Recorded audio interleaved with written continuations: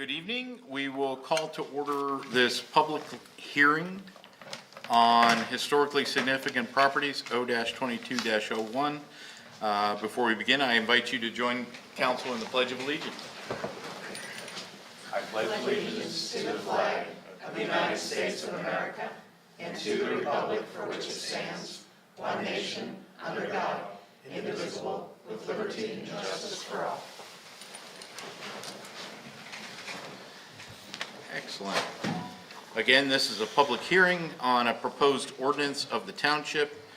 Staff, will you be presenting an opening? I do. I have a brief presentation. Excellent. Thank you.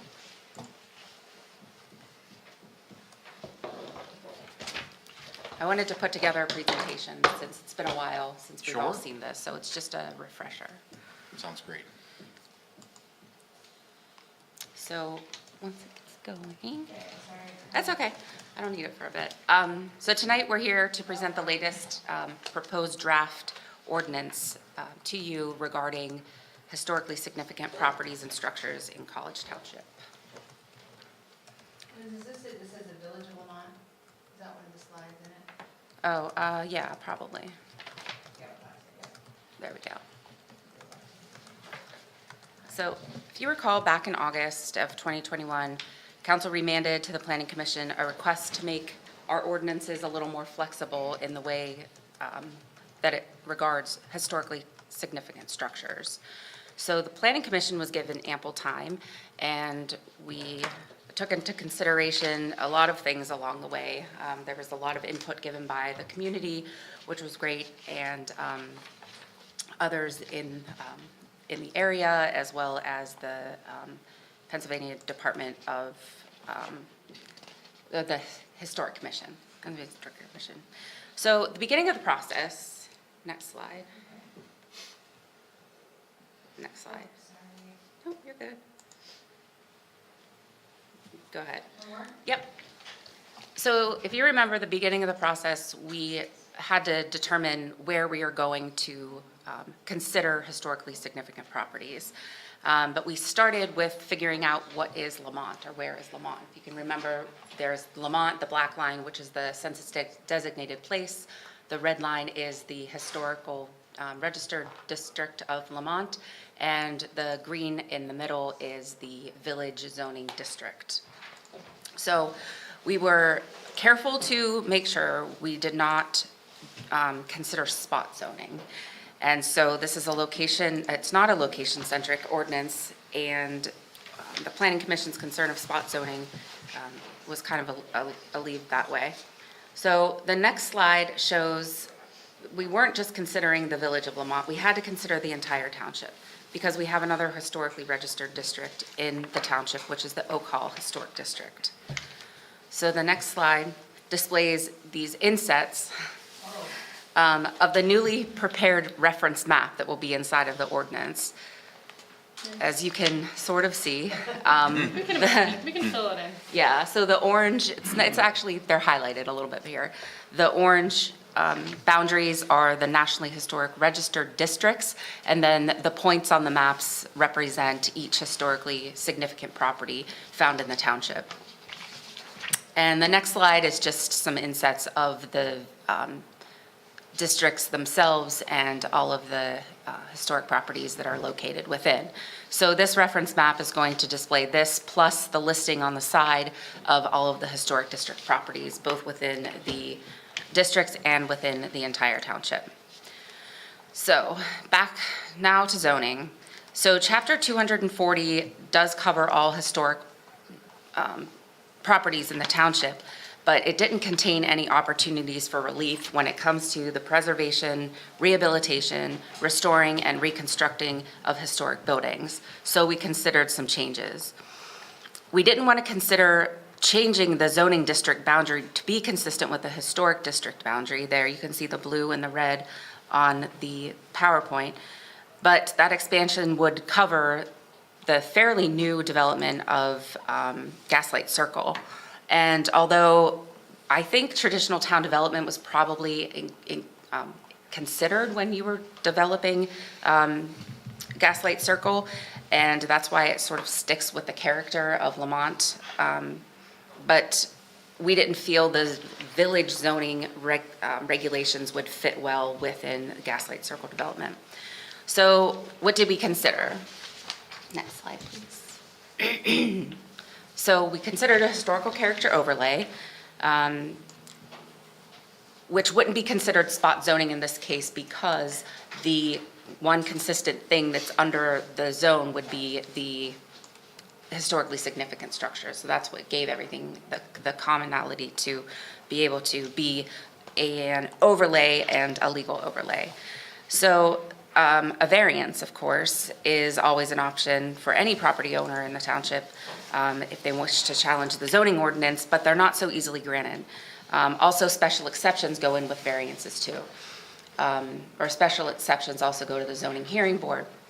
Or we can remain status quo, of course, and do nothing. And as an ongoing conversation, we're considering form-based code. So that leaves us with the conditional use.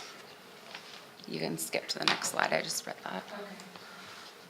So our end goal here was to prepare an ordinance, whether it be an overlay, regulations for conditional uses or special exception uses, or form-based that achieves the careful but flexible regulation of historically significant properties in College Township while maintaining the historical character of the nationally registered boundaries and individual properties. So our chosen option then became the conditional use, which is a permitted use, but it has to be approved by the governing body after a recommendation from the Planning Commission. So in this case, if the owner of an historic property wishes to reconstruct, rehabilitate, restore, or preserve their property, then that can be done, but it cannot be done without a conditional use permit first. So some of the major changes, Jen, if you could switch to the next slide. So what we really did was we took chapter 200-40 and we repealed it, the entire thing, and we're replacing it in chapter 87, which are conditional uses. So we're adding a new chapter or new section to 87, which is conditional uses, historic properties.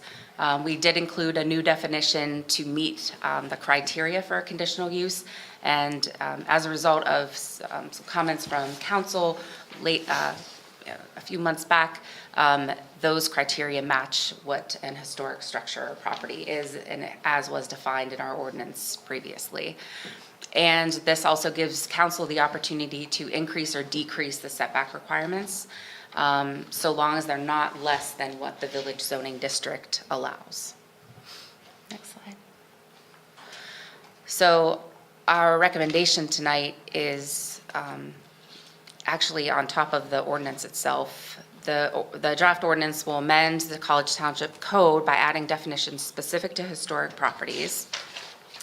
We updated the intent statement. We included historically significant properties as conditional uses. We added a reference map that will be a part of the ordinance of all historical properties. And we had to reference other sections of the code just to ensure that everything just kind of flows when you're looking, and all of the all of the citations match up.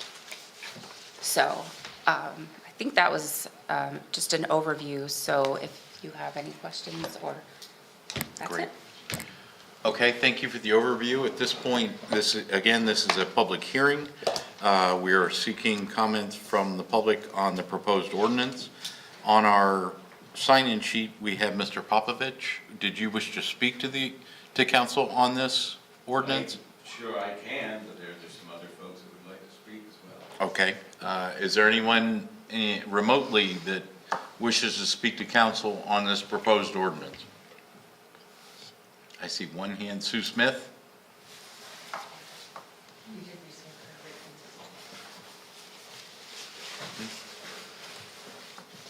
her Sue Smith, I'm the chair of the Lamont Village Association.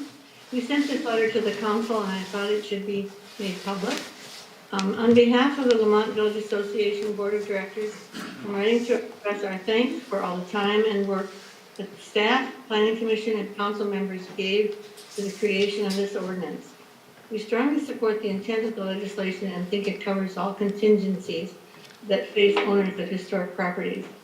Your work exemplified the intent of township government, to listen to the people, do things that are reasonable, and create an ordinance that is also good for the township.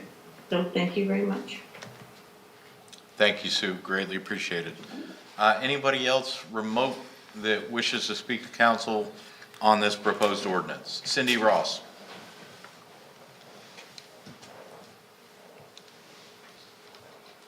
Go ahead, Cindy.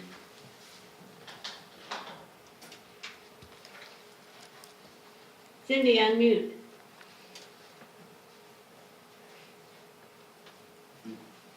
Got it. There you go. But yeah, I'm trying to share my, anyway, you can't see me, sorry. Sounds good. But thank you. I ditto what Sue said, and I thank you, Lindsay and all the staff in council, all the time you all put into this and the thoughtful consideration. I really appreciate it. Great. Thank you, Cindy. Anybody else remote wish to speak to council on this proposed ordinance?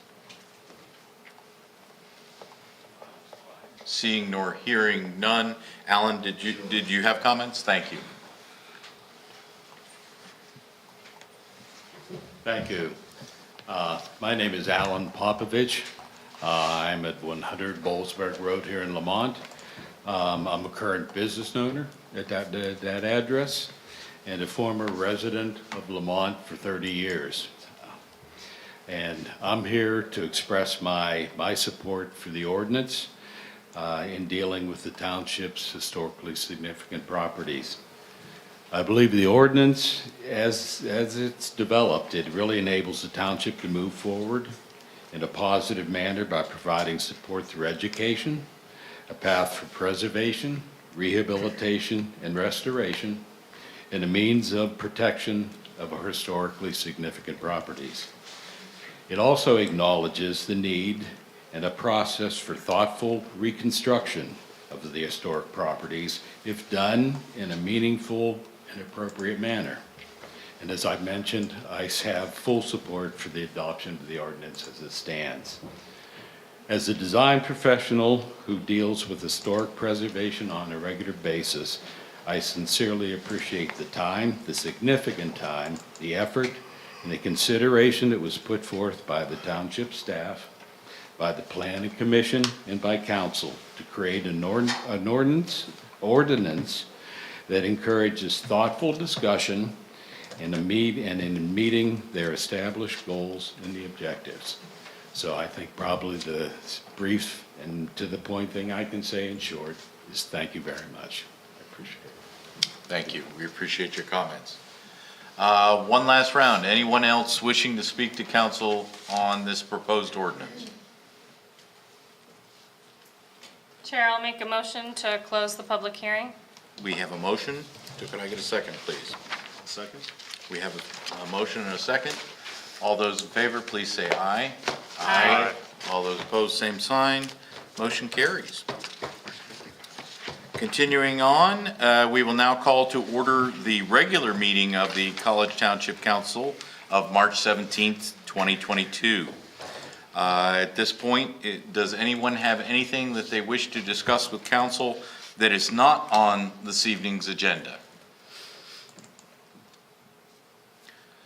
Seeing nor hearing none, does any members of council have any items that they wish added to this evening's agenda?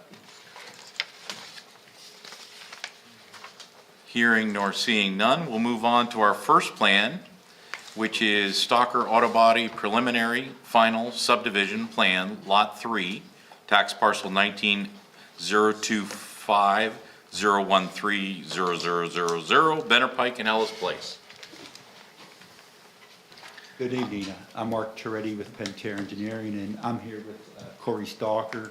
We'll be presenting two plans for the properties on the shown here. The first one is the subdivision plan that will be subdividing the track, and then the second one will be a land development plan for an auto body shop on one of the properties that is being subdivided.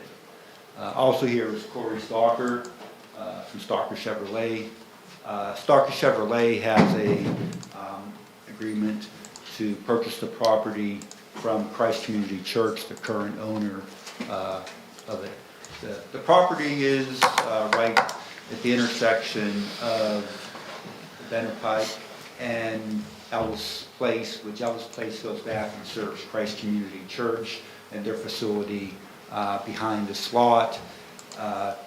The overall lot is 10.9 acres, and we are subdividing it into 2 lots, and that's primarily, the subdivision goes right in hand with the land development plan that you will see next with regards to ultimately developing this proposed lot as an auto body shop on there. So right now, the first part is subdividing the property in 2, and then we'll then do the land development plan.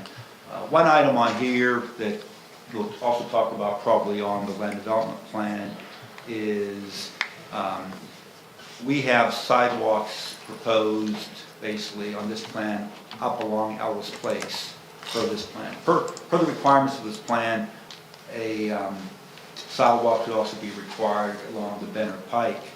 And we are requesting the deferral of the sidewalks along the Benner Pike until this front property is developed. As you'll see on the land development plan, we are providing connections, it says along Ellis Place, and also we have a full connection to Premier Drive that goes back to the theater on the land development plan, and we have a sidewalk all along that road on that land development plan. So really for this lot, we're providing, I think, good pedestrian connections. It's just this lot isn't being developed at this time. We are providing the connection down to the Benner Pike along Ellis Place, but we're just requesting that the sidewalk development along Benner Pike be deferred, not eliminated, just deferred to when a land development plan is brought in for the front lot. So if I may ask, this is strictly the subdivision of the property to create the 2 lots. Correct. And we'll get to the land development plan here a little bit later in the agenda. Okay, very good, thank you. Okay. Questions for the design professional or staff on the requested action?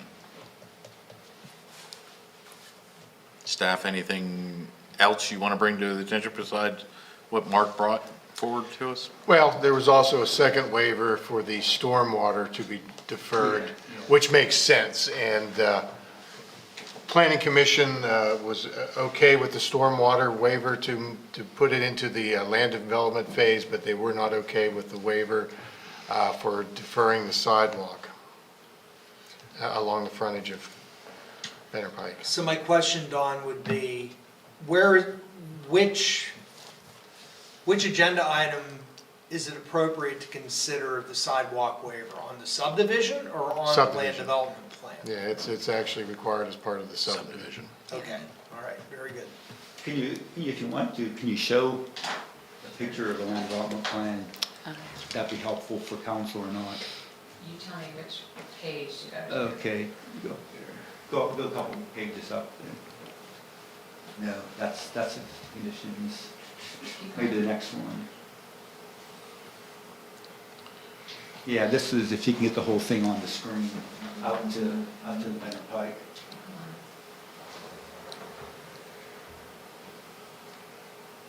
Yeah, this is kind of the reasoning. Kind of, you kind of lose the perspective, but like I said, this is the rear lot that we'll be presenting in the next agenda item, but we are making a connection, we're calling it Premier Drive Extension, that this connects over to Premier Drive at the movie theater. And besides the sidewalk that will be along Ellis Place, we are also providing sidewalk connection for this plan along the Premier Drive Extension. This sidewalk connect up along Ellis Place to where an existing sidewalk comes along. So there'll be a full sidewalk connection to the church for this plan, for the subdivision plan, as well as sidewalk circulation around the auto body shop. But that's where what, primarily, the connections we're providing here, nothing except for stormwater is being proposed on the front lot, and we're just requesting the deferral until this lot is developed to look at how that works and putting the sidewalk along there during that land development plan. So if you had to go back to the subdivision now, that was just, this may help. Anything else, Don? No. Very good. Questions, concerns from council to staff or the developer? May I ask a quick question? Please. About Please. that front lot, it's being used, excuse me, as a stormwater basin primarily. What are the chances or likelihood of that being developed? Very, very likely. There is interest in that lot right now. My client has to close on the property and, subject to getting the plans approved. And then actually, there's new stormwater basins designed that, on the auto body shop that also include the stormwater management for the development of the front lot. So we're prepping the front lot to be developed. We're designing the stormwater for it. So the economic incentive is Yeah. there to develop that front lot, Yeah. not to subdivide it and just let Correct. it lay fallow. Yes. That was my primary concern, was that, we're basically deferring till some point in the future. But if there's a strong likelihood that that will be developed at some point, that might be a better way to go with the sidewalk. I do like the sidewalk that goes along the front of, connects to Premier Drive, which also allows for the church. So I just that answered my question on the front Great. lot. Any other questions, concerns? Go ahead. No questions for me. Okay. I'm happy to listen. Okay. Dustin, anything? Yeah, I just want to listen for now. Okay. Really get some comments. Ed, please. On the planning commission, we looked at it and basically they asked for the deferral. The vote was 6-1 against the deferral. There was discussion about if we did do a deferral, they would have to put the surety up at 110% of whatever our engineering department determined the cost for 2 years, and if they didn't have that development done in 2 years for the bottom lot, then the sidewalk would have to go in. That's in case that gets developed, because once you bring equipment over that, you could break the sidewalk, they would have to do it again. So we did discuss it, but it did not pass by the planning commission. So I just wanted to give you the full gamut of what we looked at. Great, no, I appreciate that. So staff has provided a recommended motion. The IFEs are the approval of a requested deferral of the Chapter 175 stormwater management and approval or denial of the request to defer the installation of the sidewalk at Lot 3B along Benner Pike until further future development occurs at that lot. So council needs to develop consensus on this, that in particular, that second element. Don? Actually, I would like to add, Mark did bring up a good point. One of the problems with putting a sidewalk along the front is when that front lot would be developed, they're gonna have an access in and out of that lot, most likely onto Benner Pike as well as something out onto Ellis Place. So there would be some portion of the work done twice. Okay. Carla? It's precisely that thinking that makes me consider this deferral. And the truth is, I would not feel comfortable granting it unless there was a time limit on it. Front lots sit that way, as we can tell right next door for a long time. So, but yeah, concrete, all of that work seems like a waste. And if it's gonna get torn up in the next couple of years, so I am comfortable with the deferral, but as long as there's, 2-year cap on it. I was just gonna say, what are you comfortable with as far as a term of a deferral? 2. 2? Okay.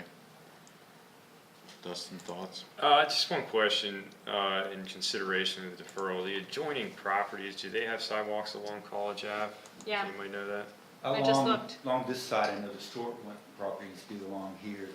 We work in that plan. And then there's a gap, there's a short, there's like a long lot next to it on the other side, and then there are sidewalks right past that gap. Yeah. So it's a missing piece, Yeah. and that's my reason for like, yeah, It's important, yeah. but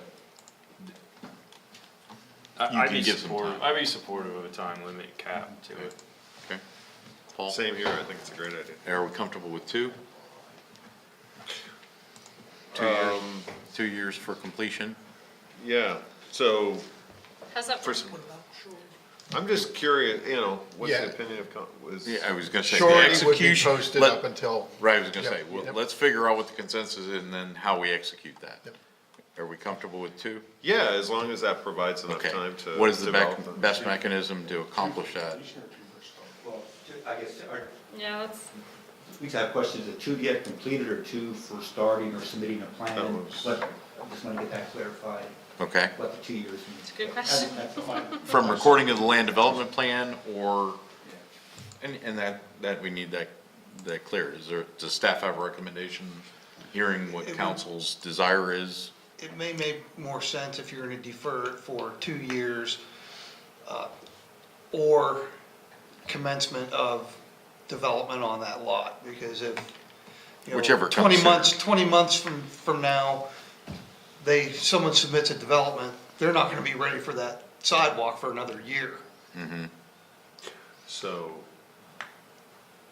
either the completion or the submission of a land development plan for the front lot, is that the 2?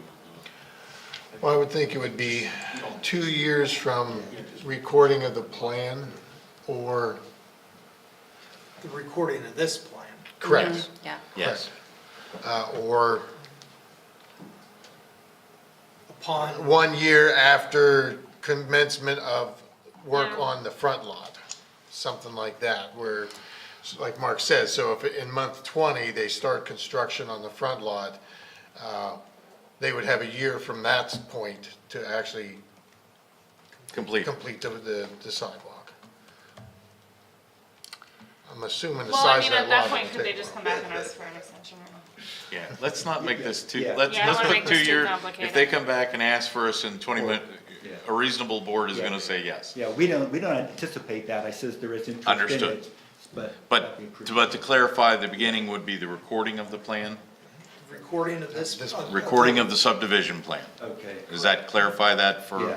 Okay. And that And- would be accomplished via a note on the plan or some other mechanism?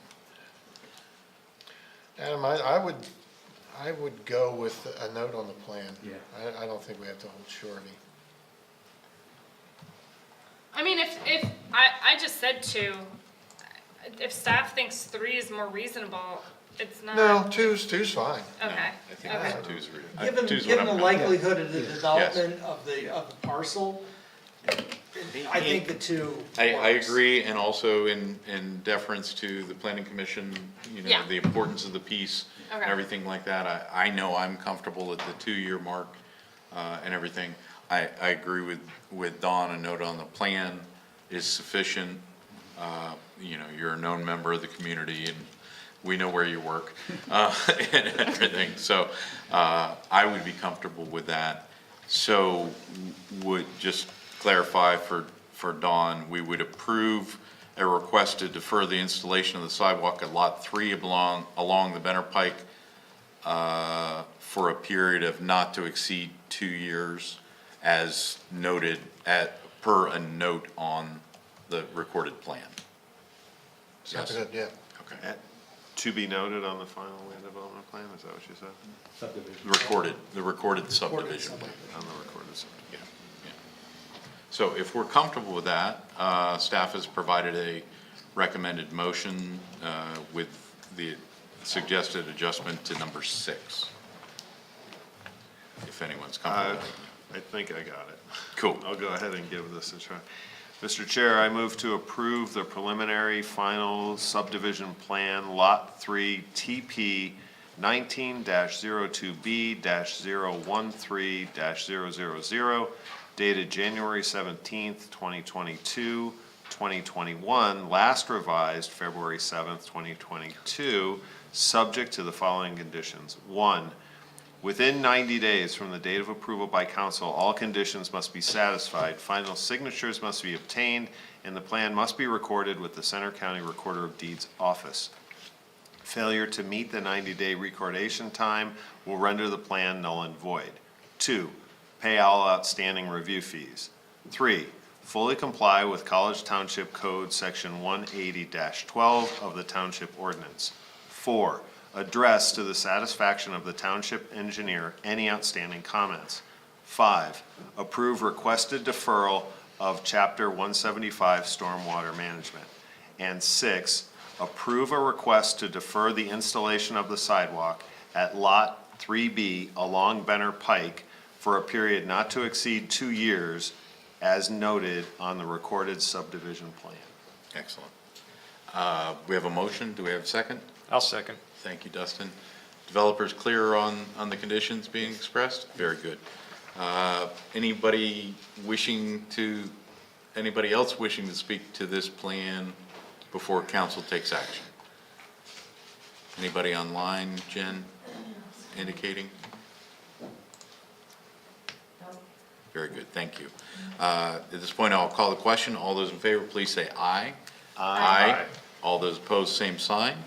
Motion carries. We have a approved subdivision plan. Thank you.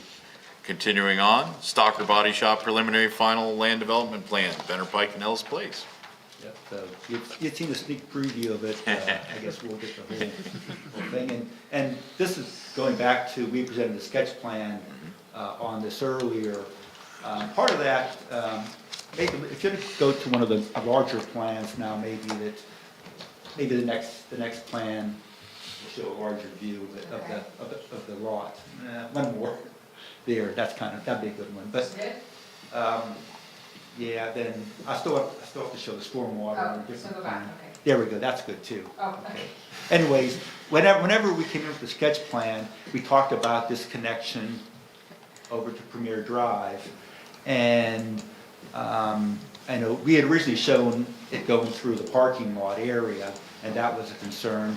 We did look, I think, Rich, you'd comment about bringing it straight through this way, and we did look at that, and we did not like how that worked with the connection and the layout of the building then. And then primarily, this area in the back is basically a fenced-in area to be storing, to bring the vehicle to be towed in and be stored back there. That would be on the other side facing this way, and we weren't inclined to have that sticking out that way. So we made that connection, but we moved the parking separate from Premier Drive, and then we also added a sidewalk connection all along Premier Drive, as well as a sidewalk internally to the site that comes in.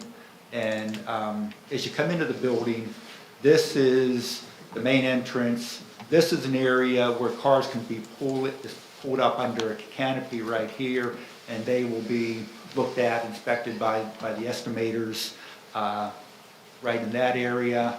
And then the rear area, there is employee parking in the back, and some on the side here, there's employee entrance here. This is a fenced-in area for 40 cars, and there's be screening on the landscape plan around for that. And what will happen is cars will then be brought in to the body shop per this entrance, and there was basically 24 bays with potential just with internally to add 4 more bays. That's including paint bays and wash bays, and they'll get worked on, and then ultimately, whenever the car is all finished and it's ready for pickup, it will be brought out the front parking area and parked out here for the customer to come and pick it up. The front right area of the building is the customer and office area of the building, and the rest are all the work bays. on the left side of the building there. And so that's kind of the layout and the circulation, how all that works on the site. And I said the site's about 26,000 square feet. I said there'll be 24 with the potential of 28 work bays, and then internal offices. They'll be right now starting off with 23 employees. Will be working here, and then potentially when they expand with the more bays, they'll have more employees. Paul, like I had said, currently on existing conditions, there's one basin. It's basically a berm across a little hollow there that was the stormwater for what I always call the old TCI lot, whenever TCI was in there. And that was the stormwater for that lot. There was an agreement with this property that they could provide the stormwater on it. But then also with an agreement, this property owner is allowed to relocate the stormwater for this if they need to at the property owner's cost. So what Stalker Chevrolet has done is we have 3 infiltration basins, and they are sized for the TCI lot under current conditions, current regulations, along with the auto body shop, along with the full build out of the front property. So the whole stormwater for the entire area is being built now, which I think will facilitate also the development of the front lot on there. We do have to relocate the sanitary sewer runs across this area. We are relocating it around the building, and we've had those plans approved by UAJA.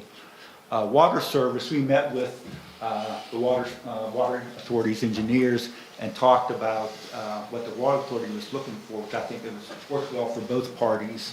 Was there is an existing public 8-inch main that goes up and serves Christ Community Church. It is a public line.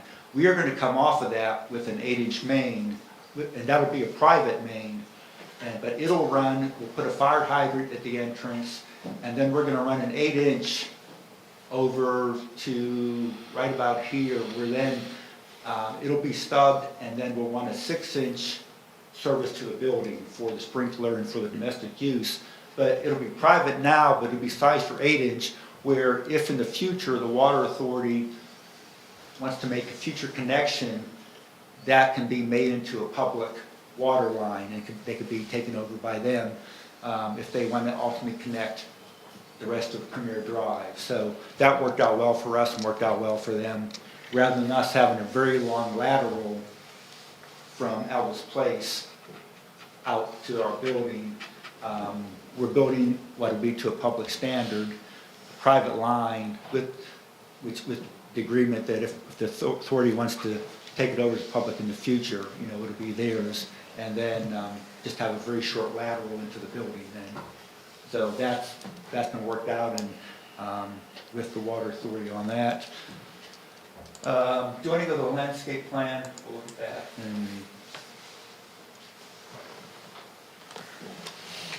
So just keep flipping forward and we'll see it. Yes. Okay. That's just some utilities. Well, actually, this one was a road profile. Oh, sorry. That's okay for a second. That kind of reminded me. The Premier Drive extension, what we have is, it's a private driveway, and we are having it cross-sloped all to one direction. And then at the very end, at the Premier Theater, it is sloped the other way. And so then we're going to transition to that. And if it was a public road, it'd have to be crowned in the middle. But the design speed of this is 15 miles per hour. There's signs posted along Premier Drive, one for no parking along Premier Drive, along with 50 mile per hour speed limit. And so with that being such a slow speed, we don't have a concern with it all being cross-sloped into one direction. It just helps save on the number of inlets that are required there. So that was something I wanted to bring up when I saw that. So if you're going to go to the landscape plan, okay, this is the landscape plan. And primarily what's happening is Within the parking islands that are added, except the ones where we have sidewalks, and then all along the back, where even though this is fenced, we have screening along there meeting the township requirements. The front parking area here that faces Alice Place is also going to be screened, along with the front parking lot facing Premier Drive Extension. We have screening, combination of shrubs and canopy trees in that area, along with the dumpster area is off here where a refuse truck can pull in and then turn around and go out. But it is already a fenced-in dumpster. We put some evergreen trees in with the fencing, in with the fence to make it, just a little more aesthetically pleasing there. So, in general, There's some macadam doing on Ellis Drive, right? yeah. And actually, what we're going to do in Ellis Place is, it is already paved, but we are going to overlay from the Premier Drive extension the whole way down to the Benner Pike intersection. It's about 24 feet now. I think, may just be an inch or two needs to be widened, but there's some areas we're going to pave or patch and replace some pavement and then overlay the entire thing up to beyond this entrance. So we're going to improve that and get that up to speed also. Excellent. Staff, anything to add to what was presented? I just have a quick question. It's not a land development question, it's more of a zoning question, but future signage.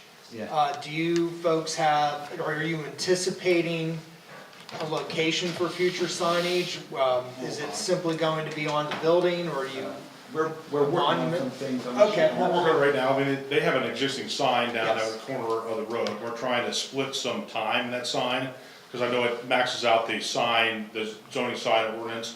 So we're working on those agreements, hopefully have them signed next week. So, Thank you. yes, there may be so the potential of somebody developing their front lot, they would probably have a sign on the building as well, and so would we. But first we might get that agreement worked out on that. Understood. On that LED light or sign. It was more of a curiosity question. Thank you. Yeah, and I'm trying to negotiate between this and also the front property too. Anything else from staff on this plan? No, other than to say the engineering details have all been pretty much ironed out. There's no major points left. Great. Council, questions for the developer and/or staff? Can I make a quick comment? Please. I really like the way this came together from a sketch plan at the beginning. I think it saved, hopefully you guys, a lot of time and energy. Gave us an opportunity to get a glance early, and it feels like it really came together nicely. That was real helpful. And I would encourage others to maybe consider going that route as well. And the only other thing was, thank you for helping support the economy in this area. I mean, 23 jobs is significant, and, we appreciate the effort there and wish you the best of luck with it. Great. Anything, Carla? Yeah, just a quick question. You said that after the subdivision, the land will be sold. Or the sale bit would probably be after, at least after conditional approval. They're working with the property owner on when that sale occurs. Got it. Which land are you referring to? This lot. Okay, so we have an agreement of sale right now. We're waiting for an approval for a land development plan to Finish it. finalize that piece, and then, of course, the subdivision, we would be looking to sell the front lot, which we do have interest on at the moment, so. Okay, I only ask just because on the plan, the owner of record is Christ Community Church, but that's because at the time of the plan, that is the owner of record. Okay, and then everything else is to be determined. Okay, that makes sense. Yeah, and that's where, timing wise. Sure. That'll probably be changed before the plan is signed. Gotcha. Yeah. That makes sense. Okay, thank you. Good. Yep. Dustin, anything? I just had a question out of curiosity, because I know you guys have more, background on this and have seen it before. What was the initial thought process with connecting Premier Drive out to Ellis? That goes back whenever I worked on the movie theater site, Yeah. and all these lands were owned by Benner Associates, and whenever we came in with Premier Drive, even though the circulation through the theater wasn't what the township, I don't think, now hindsight they would have preferred something different. It was always planned, and even back on the subdivision for the theater lot, it was noted that the township ultimately wanted a connection from Shallow Road and those two lots, like the theater lot and the hotel lot, over to the Benner Pike and have that connection. So that's always been in, I think, everybody's windshield as far as looking forward. And like I said, that was back in probably about 2002 when the theater was built. And we've slowly been getting this area developed and making this connection now. So it's to give it different access, and Yeah. I was further inquiring because of the talk of it being a private road, Yeah. right? And that was part of, back when, of the initial, whenever the initial plans were private roads on the other side, that's why. And I said, hindsight, I think the township may have requested something different looking back, but we're working with what we have now. Okay. Good. If there's no other questions or concerns, staff has provided a recommended motion. I'll make the motion. Great. I move to approve the Stalker Auto Body Shop preliminary final land development plan dated January 17th, 2022, 2021, last revised March 4th, 2022, subject to the following conditions. 1, within 90 days from the date of approval by council, all conditions must be satisfied, final signatures must be obtained, and the plan must be recorded with the Center County Recorder of Deeds Office. Failure to meet the 90-day recordation time requirement will render the plan null and void. 2, pay all outstanding plan review fees. 3, fully comply with College Township Code, Section 180-12 of the Township Ordinance. 4, address to the satisfaction of the township engineer any outstanding comments. 5, post surety in an amount approved by the township engineer. And 6, provide intent to serve letters from both CTWA and UAJA. We have a motion. Do we have a second? I'll second. We have a second. Anybody in attendance wish to speak to this plan? Further speak to this plan? Seeing nor hearing none, call the question. All those in favor, please say aye. Aye. Aye. All opposed, same sign. Motion carries. Okay, Thank you for your very time. much. Thanks. Continuing on in the agenda, we have a plan, Evergreen Heights Preliminary Final Land Development Plan, Trout Road and Pleasant Point Drive.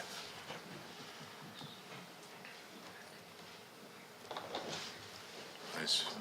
Take it away, Chad. Okay, thank you. Chad Stafford, Pentair Engineering. Shall I wait till Jennifer gets the plan? Sorry.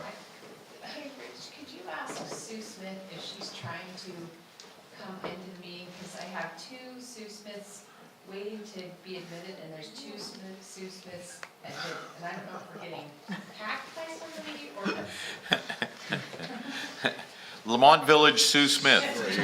Please show yourself and speak to us.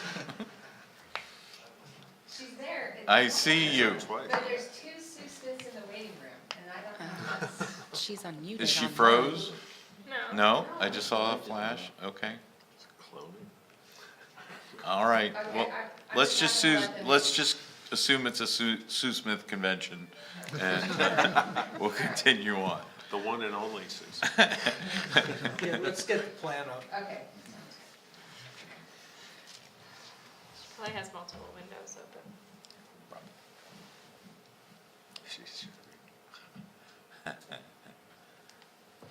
Probably the record plan would be fine. To be the next sheet after that.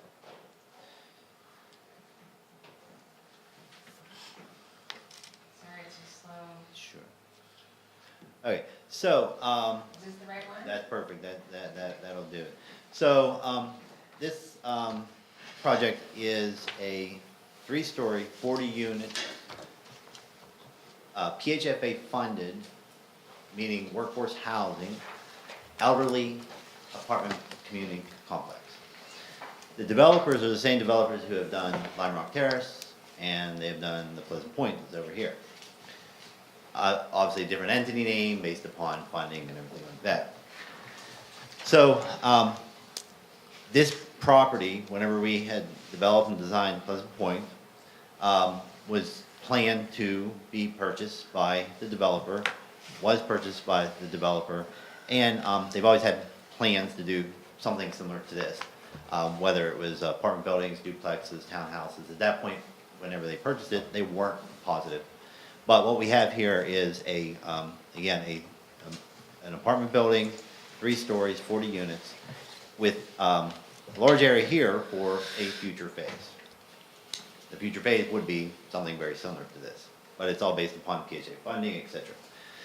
So the items that have been discussed, we met with the township staff, Adam, Lindsay, Jerry, Mark, and Dawn, a year and a half, 2 years ago, to start discussing this.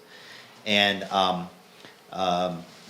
we have always planned on, from a stormwater standpoint, that we'd take the entire development area and it would go through a series of stormwater basins over to the basin that's over at Pleasant Point. So we've been planning this from day one with Pleasant Point. So the Pleasant Point Basin was designed to ultimately be able to, in series, take that stormwater. If you remember, Pleasant Point Drive was actually constructed as part of Pleasant Point, again, with the intent that this land would be developed also.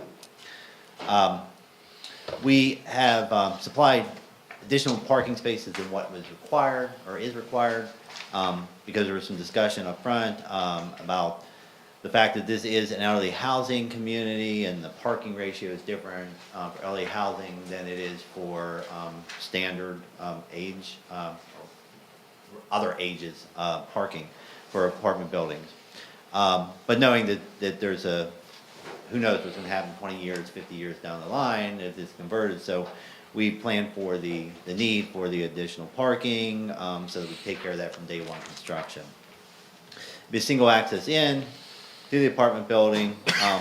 Our experience, and I've done at least 5 of these elderly housing community type PHA funded projects in Mifflin County and in Susquehanna County and in Clinton County. And the nature of these are typically the elderly people don't have the same amount of vehicles because they tend to want to rely on public transportation, or they have limiting incomes and that kind of thing. That's everything with this, but the people that are intended to be here, they're going to be fixed income, elderly persons that likely no longer in the workforce, but supplying a nice housing option for our elderly community. There's some discussion about the actual address. We need to get that worked out with Mark and 911, whether it's 101 or 150 Bottle Brush Courts, but it's an item that is being worked on. We have to get the workforce housing documentation through the municipality, so they can get signed off on by the municipality. The attorneys are working on that. I'm probably going to reach out to Lindsay to see if we can get some samples of that so that we can make sure we do it correctly to the township's needs and wants. Stormwater, I believe we've addressed all of Jerry's review comments. Still don't have anything back 100% that everything's taken care of from his standpoint, but we believe we've addressed everything, and we are still waiting on our MPDS permit. When we started initial planning for the PHA funding, we reached out to the water authority and the municipality and the power company, the gas company, and sewage authority to make sure that this is a project that can be funded. It's part of the required, or it can be serviced as part of the PHA funding. I need to do final coordination with Amy and Jerry in regards to the updated water vault that we discussed, but I think that's just checking the box, making sure we're on the same page. So I think we've got everything addressed from the municipal standpoint as far as the planning, and I'm happy to answer any other questions. Great. Staff, anything to add to what the developer has provided? I have nothing. Okay, very good. Adam? Condition 6, the condition is that submit a developer's agreement for approval by township staff and the township solicitor. So when that's being read into the record, that's all the more that needs to say. Okay. Questions for staff or the developer from council? Can Adam repeat that? I want to make sure we get it right. Go ahead, Adam. Yeah, number 6 is the developer shall provide a developer agreement to be reviewed and approved by township staff and solicitor. And period. Yep. We don't need the rest of that to be read into the record. It's another condition of the plan. that's Sure, all. it's a condition of the plan. Right. Absolutely. Questions, comments? Carla? No, this is great. It's a need in our community, so I'm happy to see it, coming along. Bottle Brush Court. Where is that? That is quite the street name. Liked the name and picked it years ago, we just found the right location for it. Fascinating. The other thing I want to point out, if I may, because these developers have been around, we know who they are and what they have done and provided to this community. But based upon the workforce housing, we're exempt from providing open space and amenities and stuff like that. But they are still providing that for this community. There's passive benches that they're putting out here. Based upon a request from CRPA, we've added bike rack to this project. We're going to provide a community garden similar to what they did over at Pleasant Point. There's a gazebo out there for the residents. Again, more passive based upon the age. Whenever they built Pleasant Point Drive, they put a bikeway on that side of the property. And in addition to that, to make sure that everybody always comes to you guys and asks for sidewalk waivers, and I'm one of those with our firm and our developers. But we are providing the sidewalk along Trout Row to continue the connection and extensions of the other sidewalk that we built down to the township's water tank. So we're providing all these amenities for not only this development but for the community, we believe. The nice thing is I think this will open back up. CATA has essentially shut down the bus stop, and I think this is going to be an opportunity to open that bus stop back up. And because obviously the residents here are of need of that, and they're going to use that bus stop. So that's a good thing for the community, I think, too. I was thinking the same thing. Thanks. Anything else, Carla? No. Great. Dustin, anything? On the note of the open space / parkland, how much is there? I mean, can you? Well, there's none, because we're exempt under the workforce housing because of the apartment building, the use type. Yeah. However, we could take all the green space and we could assign that in a certain percentage of the stormwater basins, and we'd meet that need, but that's not an offer with this plan. But the other thing is, one of the things we're looking at, and PHFA requires, and I've been working with Troy on, is that as part of the funding, they want to make sure that there are open space for this community as they fund it. And I want to, and I'm guessing at this and I forget, but I want to say that there's like 6 acres of open space on the Pleasant Point property that is for the entire community. And again, we're right next door. How much is it? There's 6 acres? It's 1.5 acres. Oh, okay, I'm completely crazy, so it's 1.5 acres, but. And there's a playground, open space, small like it's all designated as open space as part of the Pleasant Point development, so that's open to the community, anyone's permitted to use that space. Troy, introduce yourself real quick. We're going to follow up here on Yeah. Dustin's question. Yeah, Troy Connect, project management for the developer. Great. And correct me if I'm wrong, but I think Dustin's initial question is how much, even though we understand that you're not obligated to do it because you're taking advantage of the workforce housing elements, roughly how much of that open space is going to be existing on the Evergreen Heights site? Open space, Dustin, you asked me open space, like in green space, it's not gonna be touched or developed. And if that's the question, obviously, we're gonna leave, this large lot, available for the future development. We have a plan for, essentially a parking lot and a building here. But all the green space around it is about 2 acres. Thank you. Sorry, thanks.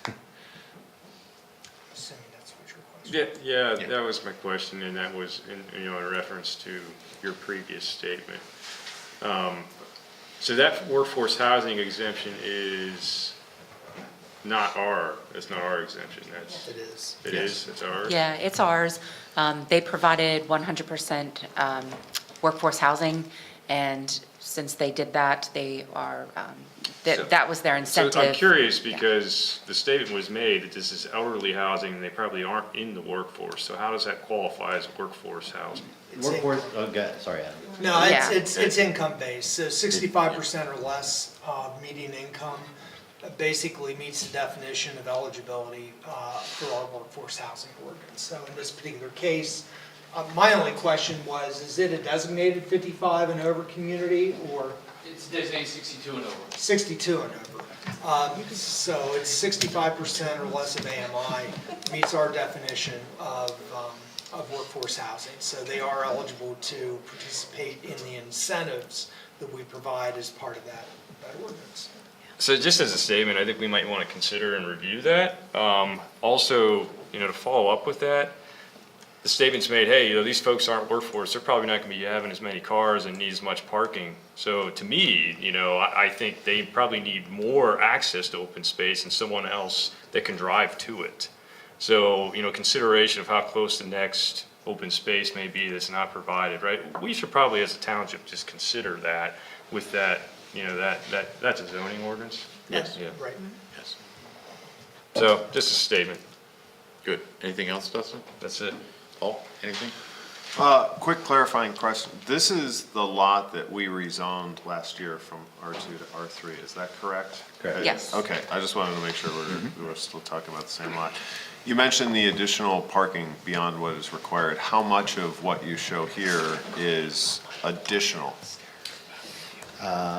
Sorry, I need to look real quick and I can. I didn't mean to put you on the spot No, with that. no, I'm just wondering, is no. it 10% bigger? I Or wanna say- is it? Total not a lot. proposed, Chad, is 77, total required is 49. Yeah, so, Okay, 30 spaces, okay. 28 spaces, whatever it is. And the advantage of doing that now versus waiting until you develop the other subplot is what? I guess I'm just not really understanding that part of it, because it would seem like you're increasing stormwater runoff and some other things too. Yes, correct, but so so we would still have to account for that stormwater with the intent that we wouldn't build it. So what we've run into in the past, and there's a clause in your ordinance that very specifically states that the municipality essentially has the right, if you're putting the minimum amount of spaces in there, they would have the right to make you then build these spaces in the future. And our thought process is, let's do it now, so that we don't have to destroy some activity that's going there. It's account for from day one. Because like, for instance, actually on Pleasant Point, there's a patch of parking spaces that's not built over here. And there's a clause that essentially, if there's a need, the municipality has the right to say, build those, because there's a condition of your approval for land development. So we won't even get into that discussion. No, I'm sorry, I'm waving, I'm Troy. I think in part to answer some of your question here, Troy, if you could explain how the tax incentives work and the period of time in which this. Yeah, absolutely. I think that may help to clarify this particular issue. Yeah, so these programs are bound by essentially 30-year contractual limits on the amount of time that it has to remain as 62 plus or affordable income-based housing. After that, the developer or the owner of the property has the option of taking it out of the designation and making it market rate. In those situations, typically the parking requirements are higher, especially in student environments or market rate environments. So the township has basically said, you need to make provisions now, set-asides for that increased parking requirement if at a later date you would change the designation of the property. 30 years hence. It's 30 years, yeah. Okay. It's out there, but it could happen. Sure. Well, yeah, I mean, it could certainly happen. It feels like you'd probably need to redo a 30-year-old parking lot anyway. Right. But that's just. Well, and the other reality, it's a business reality, the amenity that you provide for the tenant of the property, there's gonna be a need. Whether I only have to provide this many to meet your need, business need, you're gonna provide. No developer puts more parking in than they absolutely has to, generally. Well, that was the nature so- of my question. Yeah. Like, Yeah, and it seemed like overbuilding, and I just wasn't sure what the And incentive this was for worked doing that, way. and I wasn't sure. It ended up coming out that way because of the flow of the parking lot. Yeah. We essentially would be leaving areas off that, it doesn't make it flow well. Right. And, we are planning on moving forward phase 2 as soon as we can get phase 1, this site done. We'd like to build another building with more affordable housing right adjacent to it, so.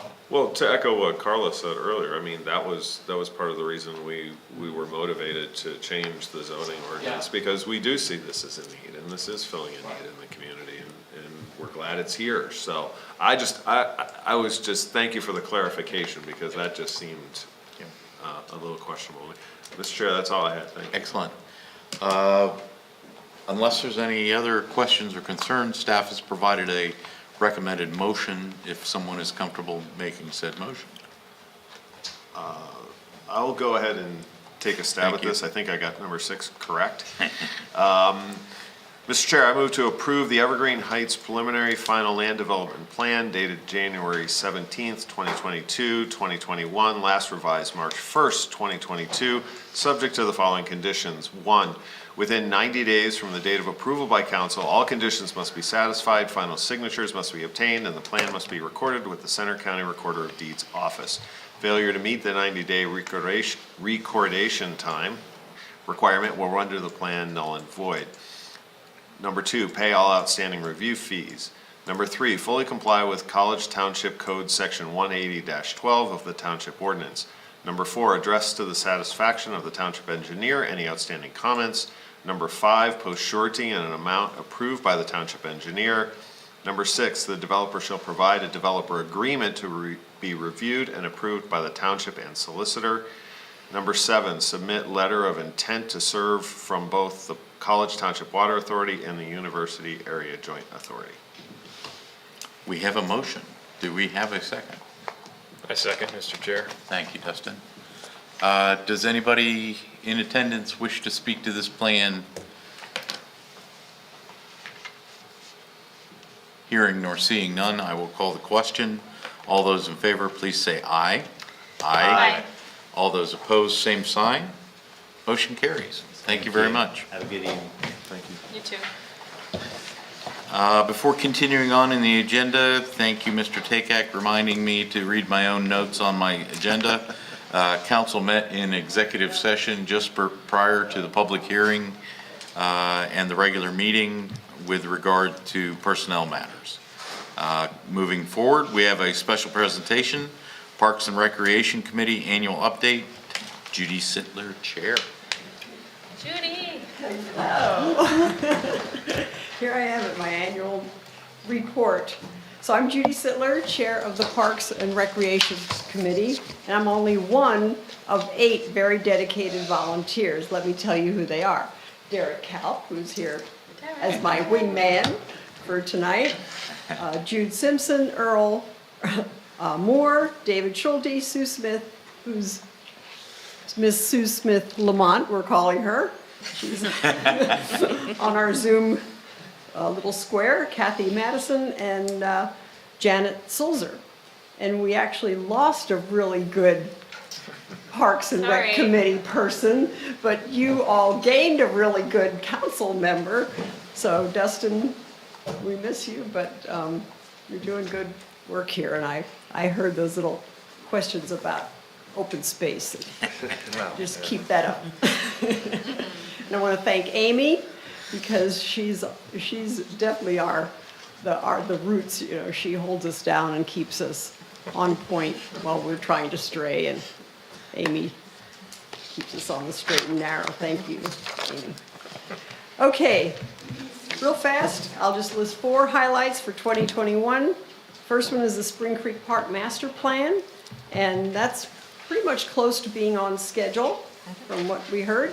They did a survey and got over 530 survey results from the stakeholders, and even some middle school kids responded.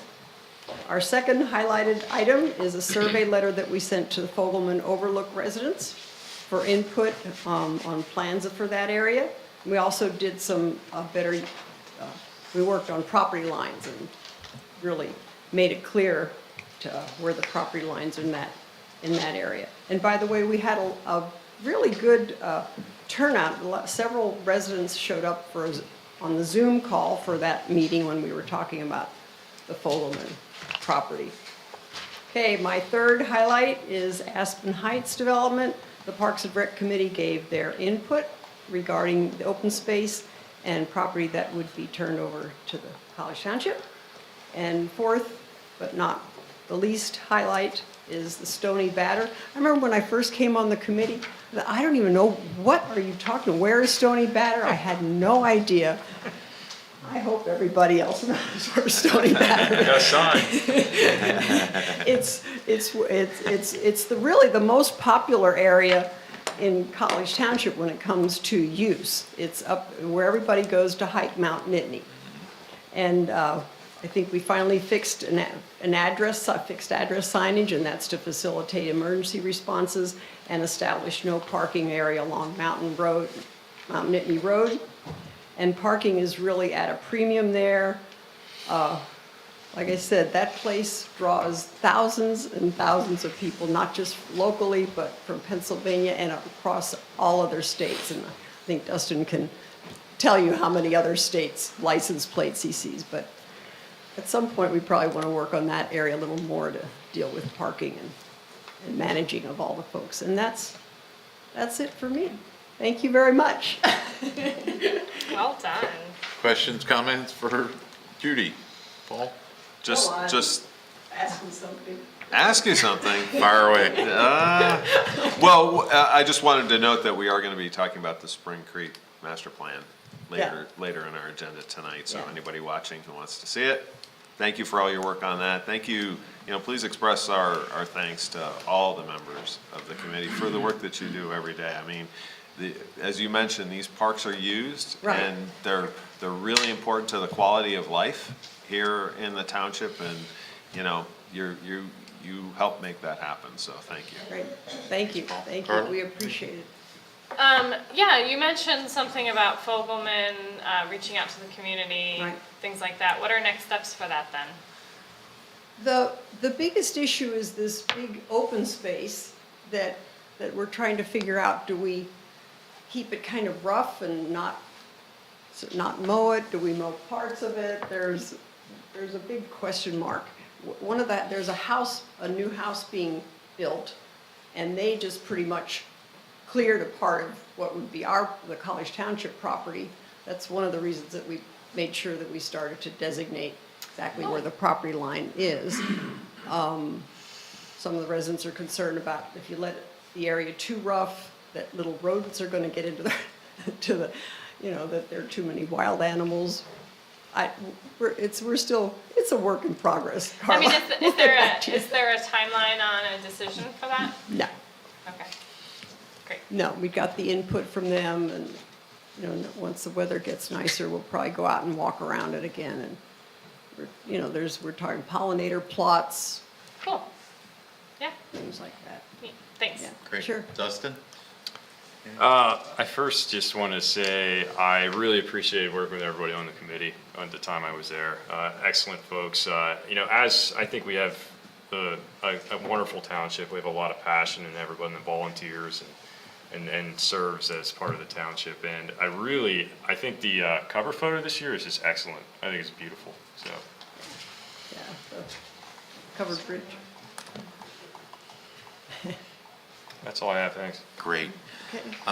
One of your partners in crime happens to be the chair of the Center Region Parks and Rec Authority, Kathy Madison, and I got a lovely picture of her and the authority's vice chair signing contracts for Whitehall Road Regional Park. Oh, So good. that's a big step for the region Right, yeah, and that's everything. So quite a big project. yes, so we are very fortunate to have our members of the Parks and Rec extending beyond the boundaries of of College Township and everything. And we appreciate all of your hard efforts, so thank And you. I'm glad that I'll get a punchline in for Trout Unlimited.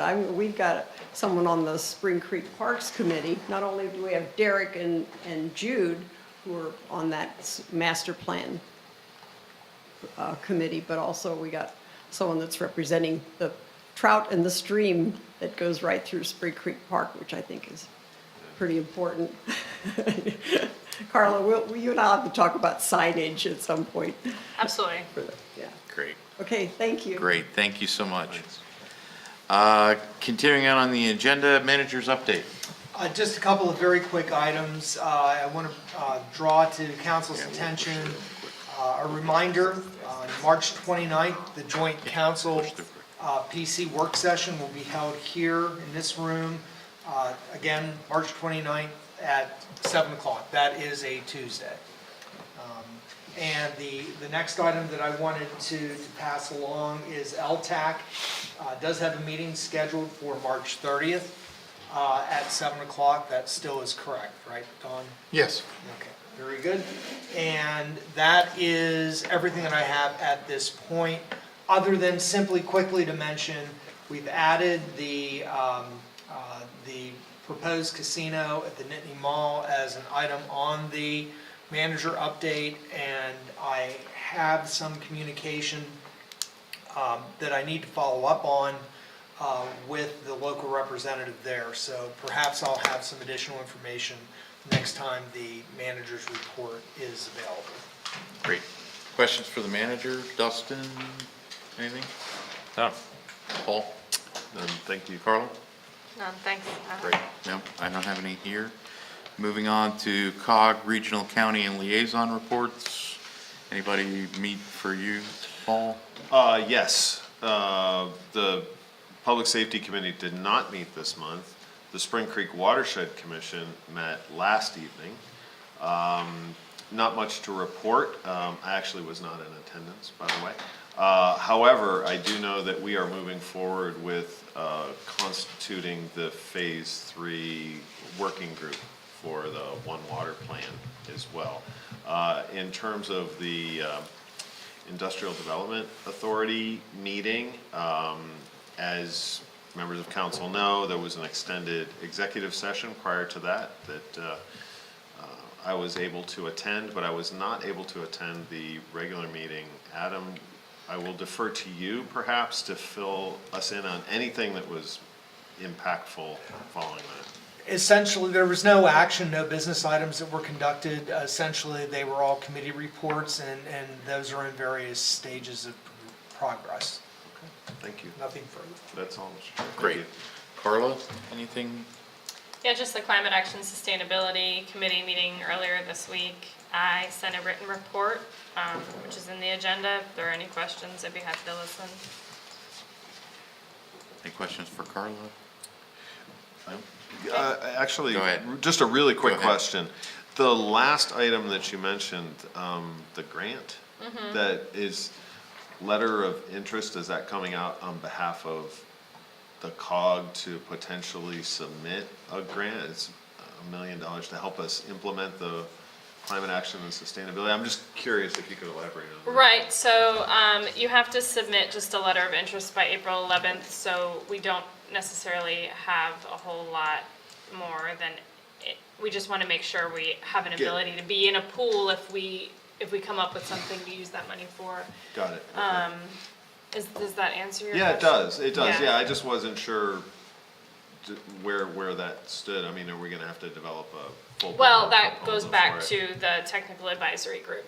Got it. Okay. And then the idea there too is, even if we don't get the grant, we at least then have some work done for when another opportunity comes around. Okay, Yeah, thank you. It helps us kind of frame that work. Good question. Thank you. Anything else, Carla? No, that's it, thanks. Dustin, anything since last we met? I just wanted to bring up about your point on the open discussion on the carbon dividend resolution request. Yeah, great. And I guess perhaps, as you have pointed out, maybe that's something that we should have for a future agenda. Just request maybe we put that on there. Discussion on that. Very Yeah, good. I'm glad you pulled that out of there. I do believe that Sylvia Neely would be happy to present to council. She's very knowledgeable about it and would be able to answer any questions that council has, including probably a suggested resolution for us to look at and.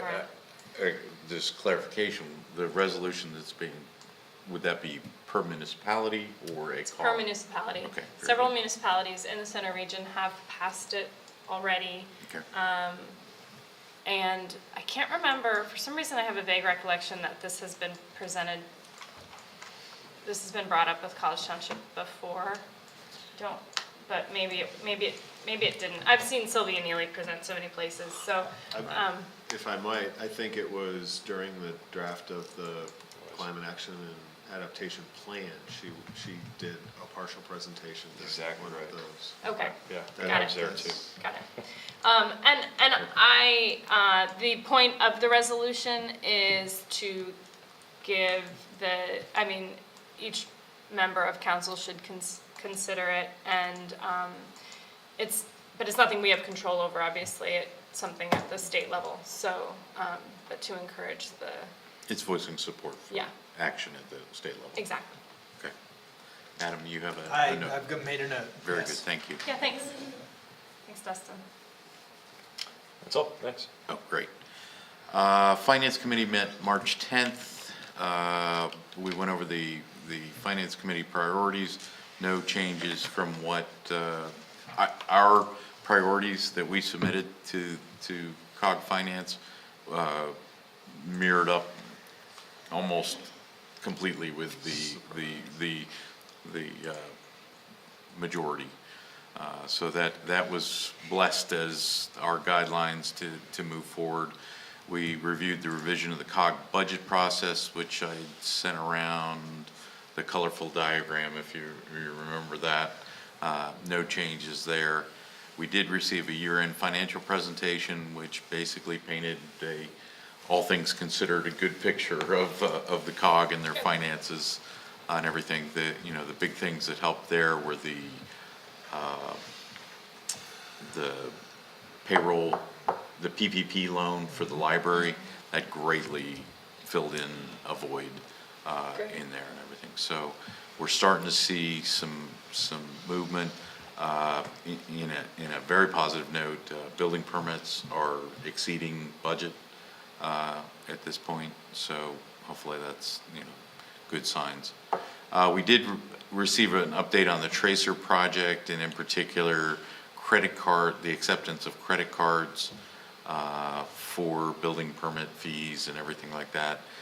We kind of broadened that into, let's try to get on a same sheet of how we're handling credit cards across the municipalities and across the COG agencies and everything, so that'll be coming through and everything. And that was pretty much, fortunately, a short meeting as I was remote. So that worked fine. May I ask a quick question? Sure, please. About the credit cards, would that also include Center Region Parks and Rec as well, or? Yes, that was one of the things that was brought up, is that it isn't a consistency, there isn't consistency, but there's reasons why things were done. However, in the parks, as example, they bounced, except the costs of accepting credit cards will go against the not needing as much staffing to manage the programs. To absorb the fees even Yeah, though. in lieu of, to yeah, offset, yeah. okay. So they would, people could go online and handle it themselves via the credit cards, and therefore they didn't need as much park staffing and stuff. But there's still an overriding desire to have some consistency across the municipalities and across the agencies of whether, we're gonna incur those fees or whether those would be consumer benefits. Convenience fees, yes. Yeah, so. One more, so is it like a similar interface across all of them, like it would no matter what you were doing, it would bump you to the same payment interface kind of a thing, or? I don't, I'm not far enough in Tracer to know, but I don't believe, it's the same but different. It's more of the same processor. Oh, okay. So, and that really is where you get a variation in some of the fees and some things like that. So, for example, right now, the only remote payments that we accept at all is for the College Township Water Authority. We use a service called Municipay to do that. It happens to be a fairly popular processing program that's utilized by a number of center region municipalities, and I think even some of the COG agencies as well at this point. It's a matter now of just getting that consistently adopted across various platforms to be able to utilize that particular system. Well, and I've whether used it's that that system or a different system, but that's the idea. Yeah, and in that case, the $3, I think it is, fee is added to the end, to the consumers. That, and that So has to do. They bear the cost versus the township. Right? And there are some pitfalls in terms of our ability to collect taxes, for example, and then turn around and pay a fee for those. There are some complications with traditional electronic commerce for municipalities that these processing entities such as Municipay are able to help navigate. I was certain it was a more complicated It conversation shouldn't be. than I was aware. It shouldn't be, but it is. So I figured I would ask the question, but thank you. That was all I had. Great. More than I needed to. I'm sorry. But I did But it's ask the just the question. reality. At least we didn't I start blame- with 20 years ago. I would blame, I have no one to blame but myself. You know to settle in, right? All right, I've got meetings coming up next week, but that's it for those. PC, Ed, please.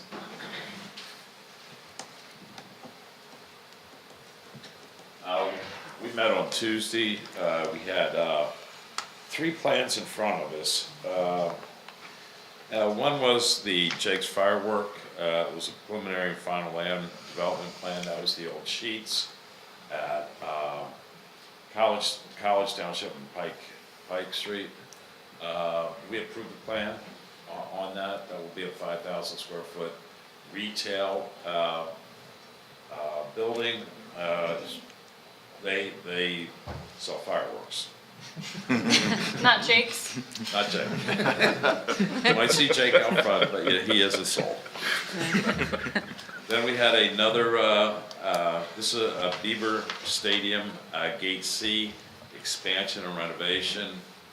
If you're familiar with the stadium at all, this is on the north end zone side. I'm gonna say towards University Drive. It's very constricted in there. Gate C is. They're gonna expand, take out a retaining wall, expand the retaining wall back 20 feet and expand steps coming up from the behind north end zone parking area, which is all grass. So they will be expanding that to get rid of that congestion. If you go to a game and go through there, it's like a stampede. So they're also going to take a mound out that has some trees off of Porter Road, and that will be all grass. So the flow of people, for us older people, we don't have to climb a hill anymore. So that was approved also. And then the last one was the Spring Creek Presbyterian Church subdivision. That's on Mary Street, Mulberry, and Berry, I'm gonna call it, Alley. That went through the zoning board. They received a number of variances because the property wasn't big enough to subdivide, but we did subdivide it. They got the variances. There's a church out front off of Mulberry, the corner of Mulberry and Mary. And then there's the parsonage that was back behind the church, which is on Berry Alley or Avenue or whatever it's called. Because of the subdivision, the sidewalks came into play. There's no sidewalks on any places in the village of Lamont. Okay, the Mulberry Street is not highly used. Mary Street, where this is located, there's a hill. And if you go on Berry Street, you would put parking in, you also have a swale in there. It would be, as our engineer said, it could be done, but it would be expensive.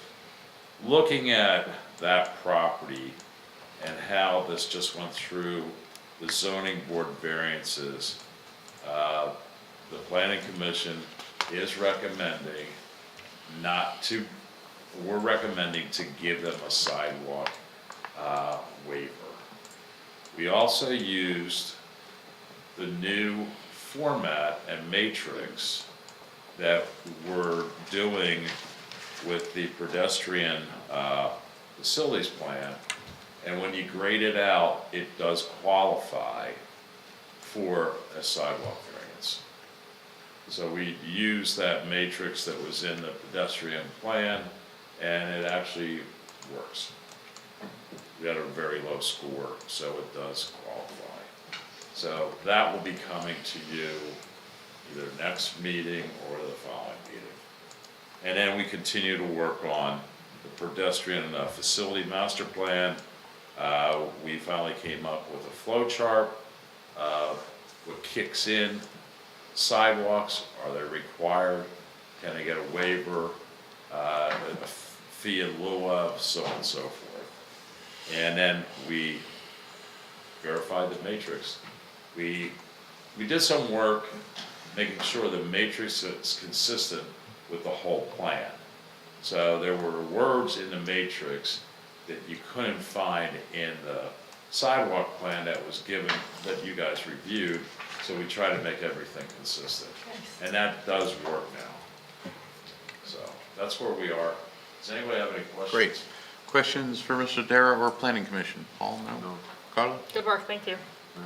Just clarification, so because of the subdivision, it actually kicks it into Requiring all of it, sidewalks. the whole, so both lots then, both Correct. subdivided lots, it kicks in, wow. Yeah, so you would have to have 3 sidewalks along Mulberry, along Mary, and then along Berry. And running through the matrix, none of them qualify, is that what you're saying? 0. That's interesting. I mean, I know there's a lot of people that walk down Mary Street to go to the post office, a lot. Yeah. Because of the traffic Yeah. flow, and because, there's pathways, the streets aren't, and it doesn't connect into any schools, commercial sites, so on and so forth. And there's no missing link in there. So, that's where we're at. Good? Listen. Thank you. Yeah, great. Thanks, Ed. Continuing on under reports, we have our diversity, equity, and inclusion section.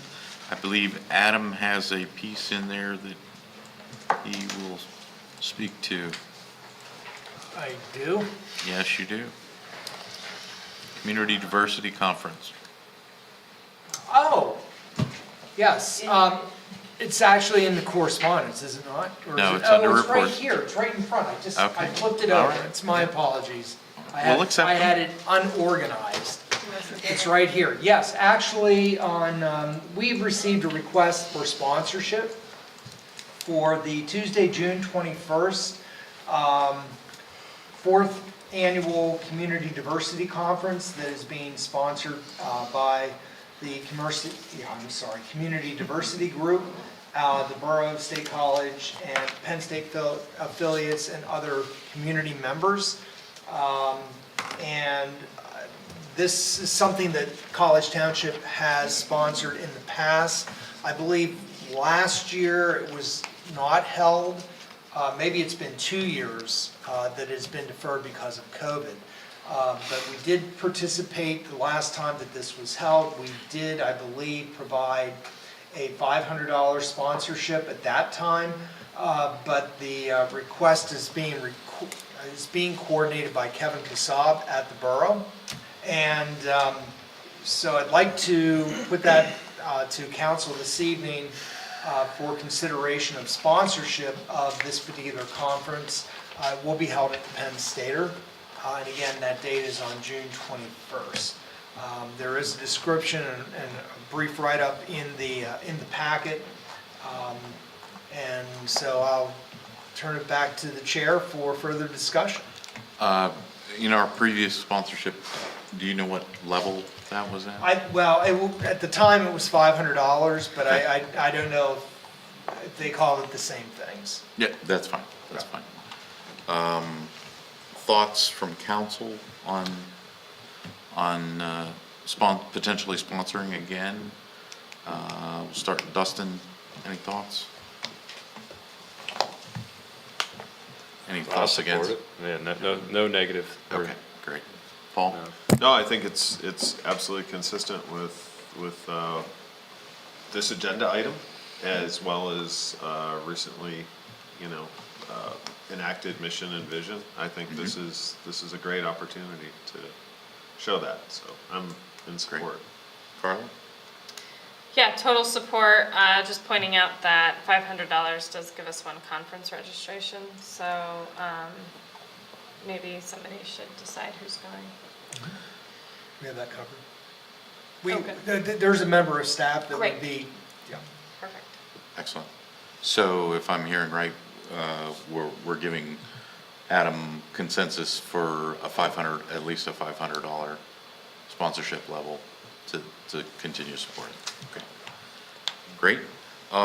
Anybody else have anything else for under the diversity, the DEI section of the reports? And that includes any members of the public are invited to share anything in this as part of this subject. Seeing nor hearing none, we will continue on. Next item is the consent agenda. The consent agenda for March 17th, 2022 consists of CA1, our March 3rd, 2022 regular meeting minutes, correspondence under CA2 consisting of an email from Elizabeth Hanley dated March 4th, 2022 regarding no casino, an email from Neil Brandt dated March 7th, 2022 regarding Thompson Woods Preserve, an email from Daniel Materna dated March 8th, 2022 regarding Nittany Mall Casino, a letter from PennDOT dated March 11th, 2022 regarding State College Area Connector Planning and Environmental Linkage Study, and an email from Daniel Materna dated March 12th, 2022 regarding the Nittany Mall.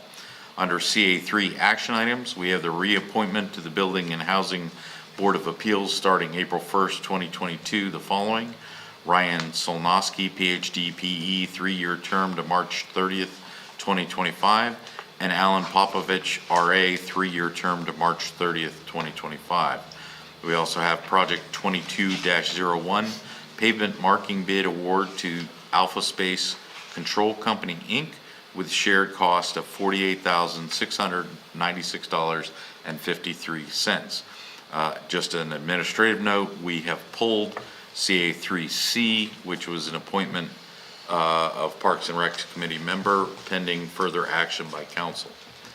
Does council have any of those items they wish to pull? Yes, Adam. I have a clarification. Did you mention the communication received from Scott Rawson? No, I did not. Lifelink. I have that listed as CA2F. CA2F? And I believe was that included in everyone's packet? I think it's in there, it just wasn't on. Okay. Yeah, all I've right. seen it. I just, Hold on. Okay. Yeah, so, yeah. With respect to acknowledgement of the receipt of the contribution. It's So- there, it just wasn't in the. Okay, it wasn't listed in the summary. Okay, so, it's an email from Scott Rawson dated March 14th, 2022, regarding acknowledgement. No. His College Township contribution. Yes, okay, I'm just confirming it, you would be able to, okay. Acknowledging our letter and the potential presentation of our previously committed funds. Okay.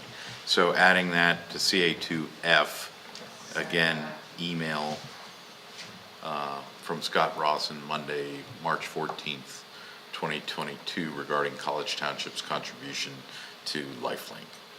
I will make a motion to approve the consent agenda as described. We have a motion. I will second. We have a second. Any further discussion? Just Yeah, a comment, I actually attended the EMS legislative breakfast Oh, thanks. Excellent. last week as well, and it was very clear that the funding is quite a crisis across much of central Pennsylvania.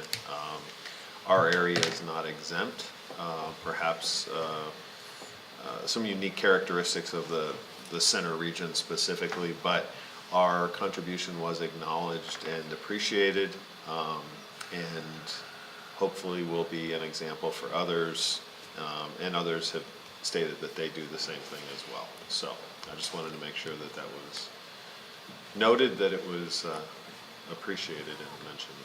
Excellent, excellent. Anything else on the consent agenda? If not, I'll call the question. All those in favor, please say aye. Aye. All those opposed, same sign. Motion carries.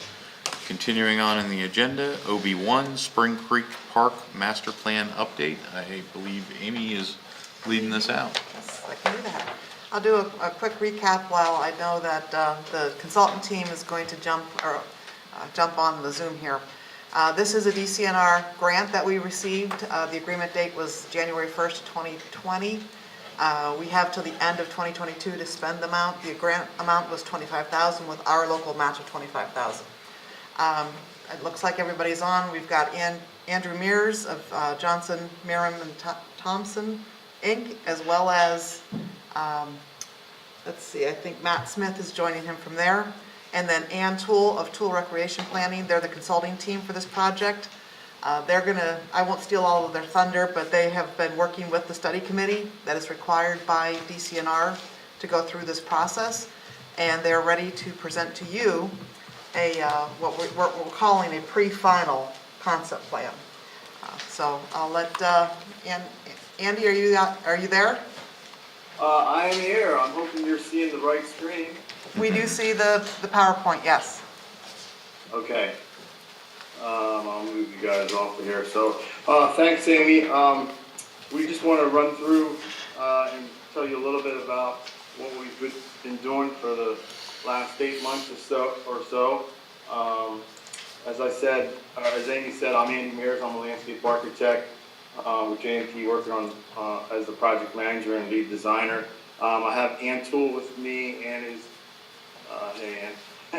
and his park and recreation specialist, and she focuses on operations and management, so we'll be looking at that aspect, not just the design.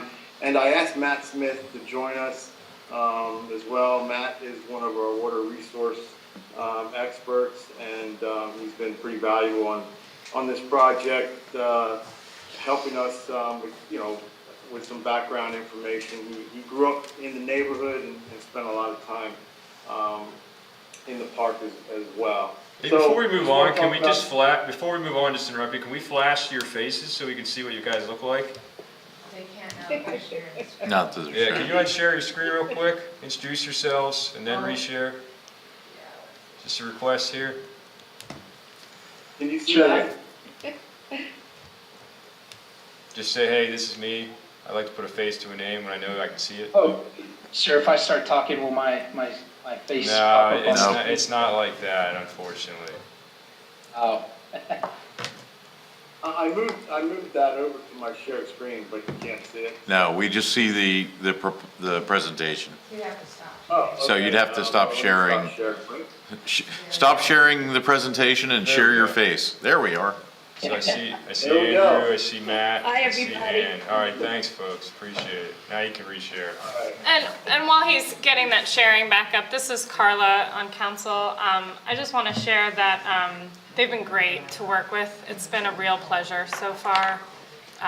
So we're excited for this step of coming before council and We've getting been ready hearing for, about and it. getting ready for public input too, Right. in general, so it's exciting. All right, go ahead, Andy. Okay, thanks for the kind words there. I am trying to switch slides and now it's not, oh, there we go, a little delay. So we started out by visiting the site all different times of the day and different days to just try and get an understanding how the park is utilized.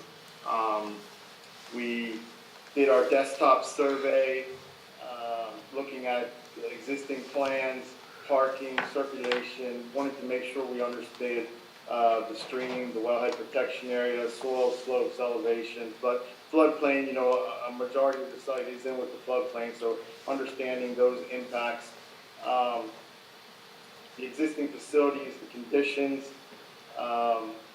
and we've had 5 study committee meetings to date. We have a great committee, and they've really guided us to what I think is a real good pre-final design that we're going to share here in a second. We've done a lot of key person interviews, got a lot of valuable information. We also did a few focus group meetings. Trout Unlimited was a very good resource on this project for us. Also, we went out, Amy and I went out to middle school and met with some students, got some good impact there. You know, we have some active areas in the park, so we wanted to make sure we understood the use of the existing ball fields and overlapping fields. So we talked to some of the sports groups and also gave them a questionnaire that helped us figure out a little bit better how the park facilities, the active facilities are used. And then we had a really good response to the public survey that we put out. And I'll let Ann just quickly summarize that, and then I'll go into the design. Yes, we were delighted and grateful to your township for promoting the survey, because we got over 500, we got about 540 backs. We got a few more back after we did the 535, but not any sufficient number to change anything that we found. In a nutshell, people who responded were all about preserving and having access to the creek, connections to natural areas, and the playground. They were the driving forces of what we learned from the community. That was the most important. They were the most important elements to the community at large. As you can see by our word clouds there, that new recreation trends are certainly in place, where people are looking for more pickleball courts, things like that. But as you can see in those word clouds, they really support the access to the creek and the design that we've done in the pre-final to optimize that and protect it, because it's such an important creek. So that's pretty much it in a nutshell. So, in summarizing everything we heard from everyone, the park really set up itself. You've got the first area here is really the central hub, and that's really important in park. It's the main area where your restrooms are, your main parking area. We've got 2 active recreation areas with ball fields, but they don't really relate to each other. They're very separated, and certainly the highlight of the park is the Riparian Zone, which, you know, Spring Creek it runs right through the heart of the park. There's a passive area on the south side of the stream that's just an open lawn area, which I think some people don't really realize it's part of the park. And then we've got this detention facility that could be an opportunity for us, which I'll talk a little bit about later. And obviously, we know the value of the pump house and the wellhead area located in the southwestern corner there. So we put all of that into 5 guiding principles, everything we learned from everyone, and there's a lot. And we presented this to the committee, and we all came to consensus that these were the 5 things we should think about as we looked at the design.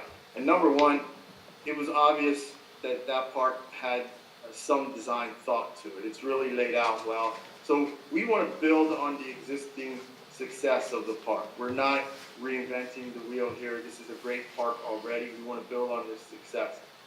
The most important thing here, and we heard it loud and clear from everyone, is Spring Creek is the park. It, protect the health, the safety, make it accessible, but control the access. That is one of the primary focuses. And then expand where we can to support all visitors. Lots of different people use this park for a lot of different things. And then we wanted to consolidate compatible uses in the right areas. We want to direct people and have light activities in the right area. And then overall, just enhance the visitor experience.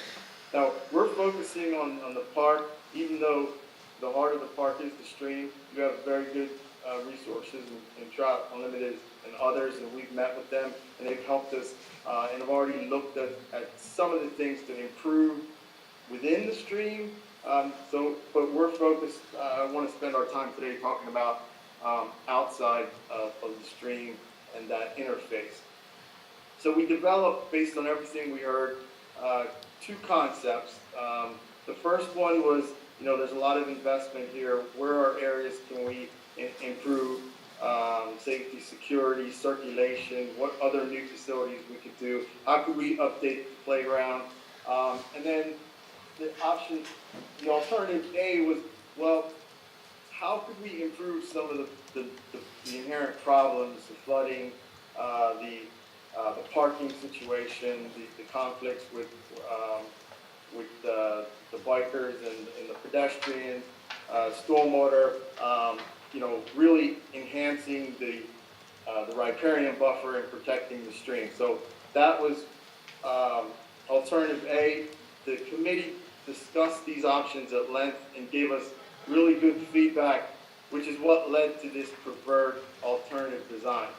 It was really alternative A with some of the things in B, but overall the committee felt that A was probably closer to addressing a lot of the problems. And one of the ways we did that was reorienting two of the fields. The large adult baseball field is staying in its current orientation. The 250-foot field that was in the northwest corner, we relocated that and reoriented it to this side of the creek. And then the 200 outfield youth field we put here. By doing that, we were able to add parking here. So we've gone up to 55 spaces in this area. We've also created a nice turnaround and drop off so you don't have that dead end situation. But we are keeping as much of that parking as we can, but we are able to add another row and push down with this smaller field here. We also addressed the orientation problem. These two fields, all three of them, it's not as big a deal with the older, but especially for funding, a lot of the funding agencies won't really fund fields that are not in the correct orientation. So even if we look at some minor improvements, it would be difficult. So reorienting these two fields presented some good opportunities. In the back of the field is one of the goals to provide some more user-friendly spaces and not really add a whole lot of impervious. We want to add pathways to get ADA access. That's one of the other things is we want to provide as much ADA access and make all facilities accessible. So these walkways make the bleacher areas, they make both sides of the benches, and we have easy access from the parking area. But in behind, we've got a little bit of paved area and some mounded lawn seating area, just a little central drop-off gathering space that you can, view, sit in the lawn and view both of these game areas. Along this north side, we've widened the path. This darker section here, that's the existing pathways that we're keeping, but this section here is new, and we're looking at a 10 to 12 foot shared use bikeway. So coming across Hauserville, new pedestrian crossing and pedestrian warning signals, and then picking up the existing trail here. Riders would go through the parking lot onto this new section, through this parking area. So we're keeping them on the outside, giving them a more convenient, direct, and make that the primary route for the bicycles. The rest of the pedestrian flow really is a series of loop trails to connect all the facilities. We would have a grass trail here. You can see an image here of just a mowed trail to, again, enhance as much and widen the buffer and the meadow area along the stream as much as we can. Continue that on to here. Improvements to the tennis and to the basketball courts. And then in this area here, we've added an exercise area closer to the pavilion, closer to the restrooms, and the other, activity areas.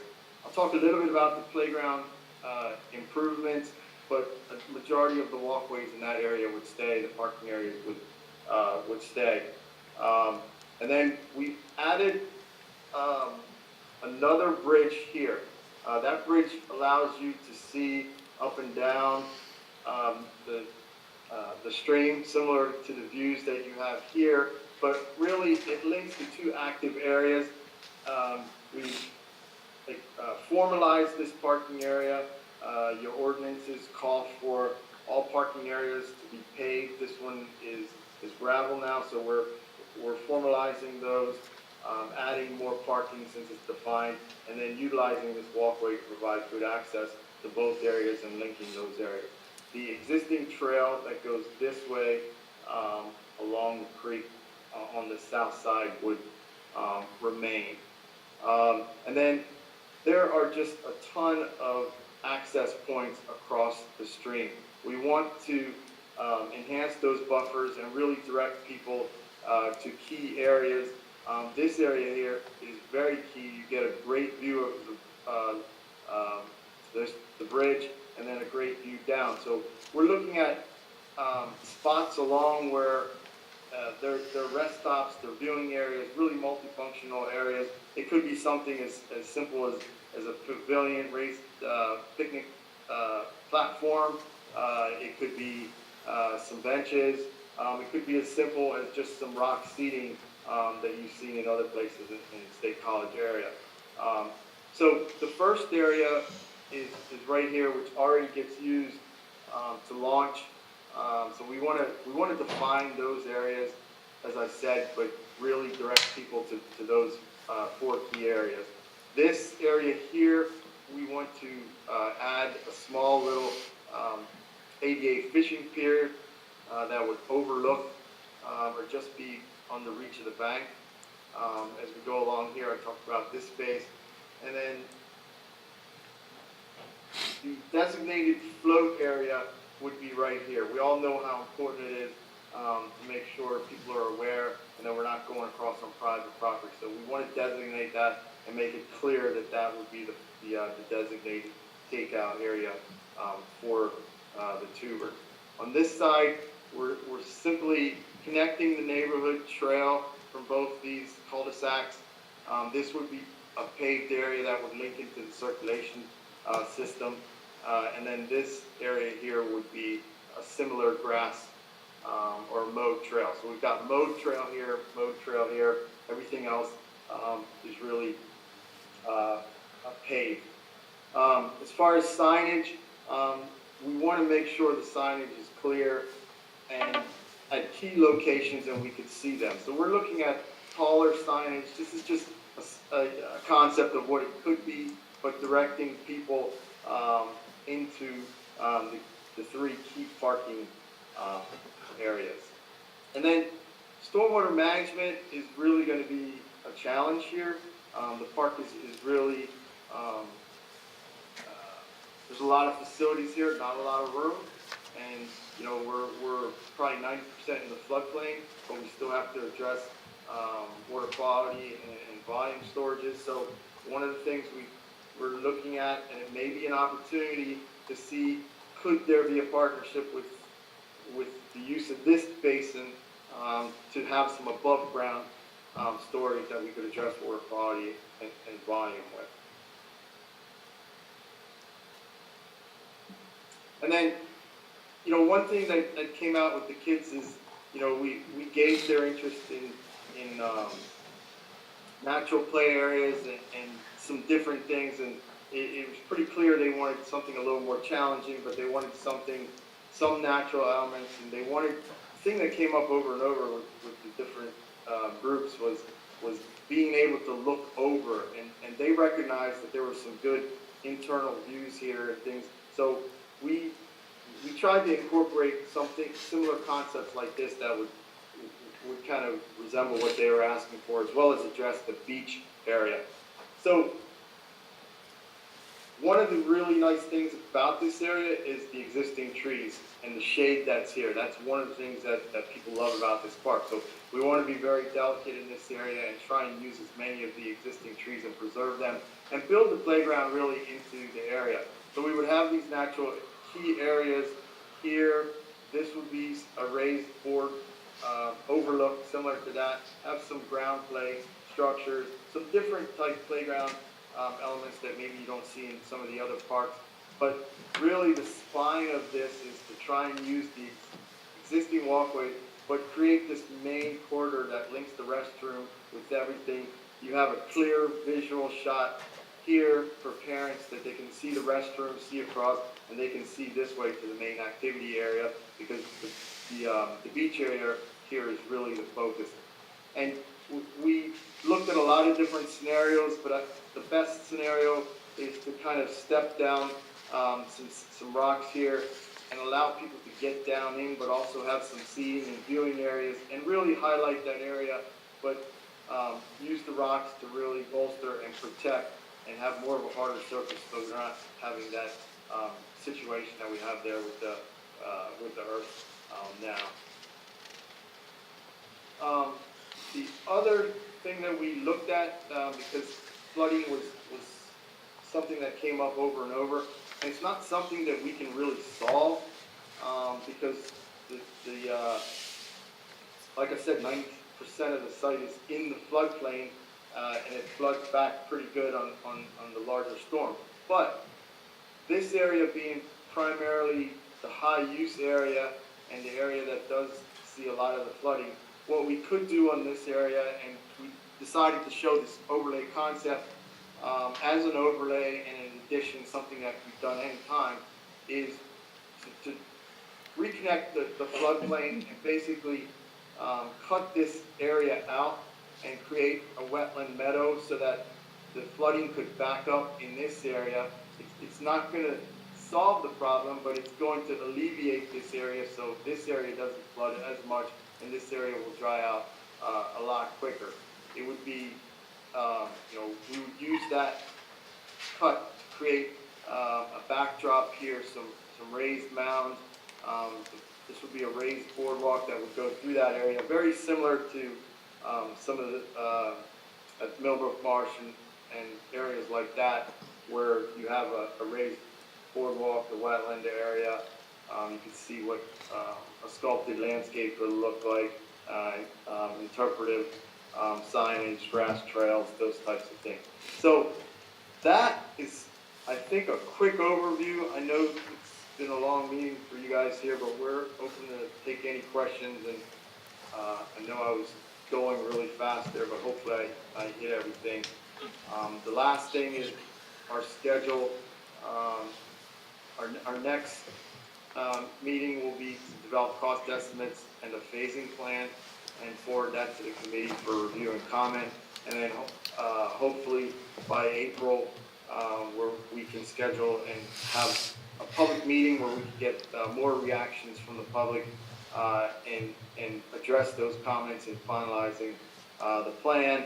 And then Ann will have a workshop meeting with Public Works to look at the operations and the maintenance plan component of this, and hopefully by the end of the summer, we'll have this wrapped up.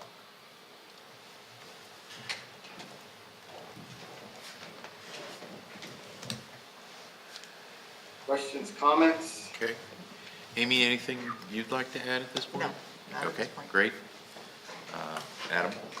Yeah, my only question is with respect to the reorientation of the fields. I know that you spoke with the, some of the leagues and some of the folks that utilize that. I'm assuming Center Region Parks and Rec were also involved in some of those conversations? Yeah, Yeah, we had a focus group with them. I think we've talked to everybody there. So, yes, they were in, on the discussion, and the,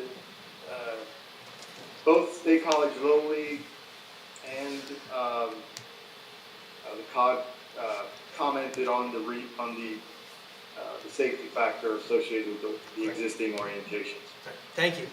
And just to be clear about the orientation, maybe for those of you who don't know, because I certainly didn't, it has to do entirely with the sun. So the outfielders are not staring at the sun. Actually, it's the pitchers. The pitchers, so Oh. they can see the batted ball People. coming at them. All Yes. the people. Yeah, players. Yeah, good. Yeah, there's one field that has. Right, not just the outfielders. You can't even all the use. fielders. Yeah, these two, the order is the pitcher and or the batter and the pitcher, but they're the ones that are seeing most of the action, and then the right side of the infield. So there's kind of a way for each one, but these are the two primary orientations that's accepted by the funding agencies and just in general. Yeah. Thanks. Great. Carla, I mean, you've obviously been actively involved in this. Anything? Yeah, I mean, I think we're all just eager to hear council's sort of knee-jerk reaction. And then, you know, there's a lot of, this is kind of like all of the things into the pie. Yeah. There's a lot there. Yeah, there's a lot there. So, yeah, we're just eager to hear your initial feedback, so. Excellent. Dustin, Parks guy. Oh, I get to go first, I guess, with the feedback. So my first feedback is I want to understand more about the wetland concept. So is that a, yeah, we're going that way, or this is a, hey, this is 5 years from now?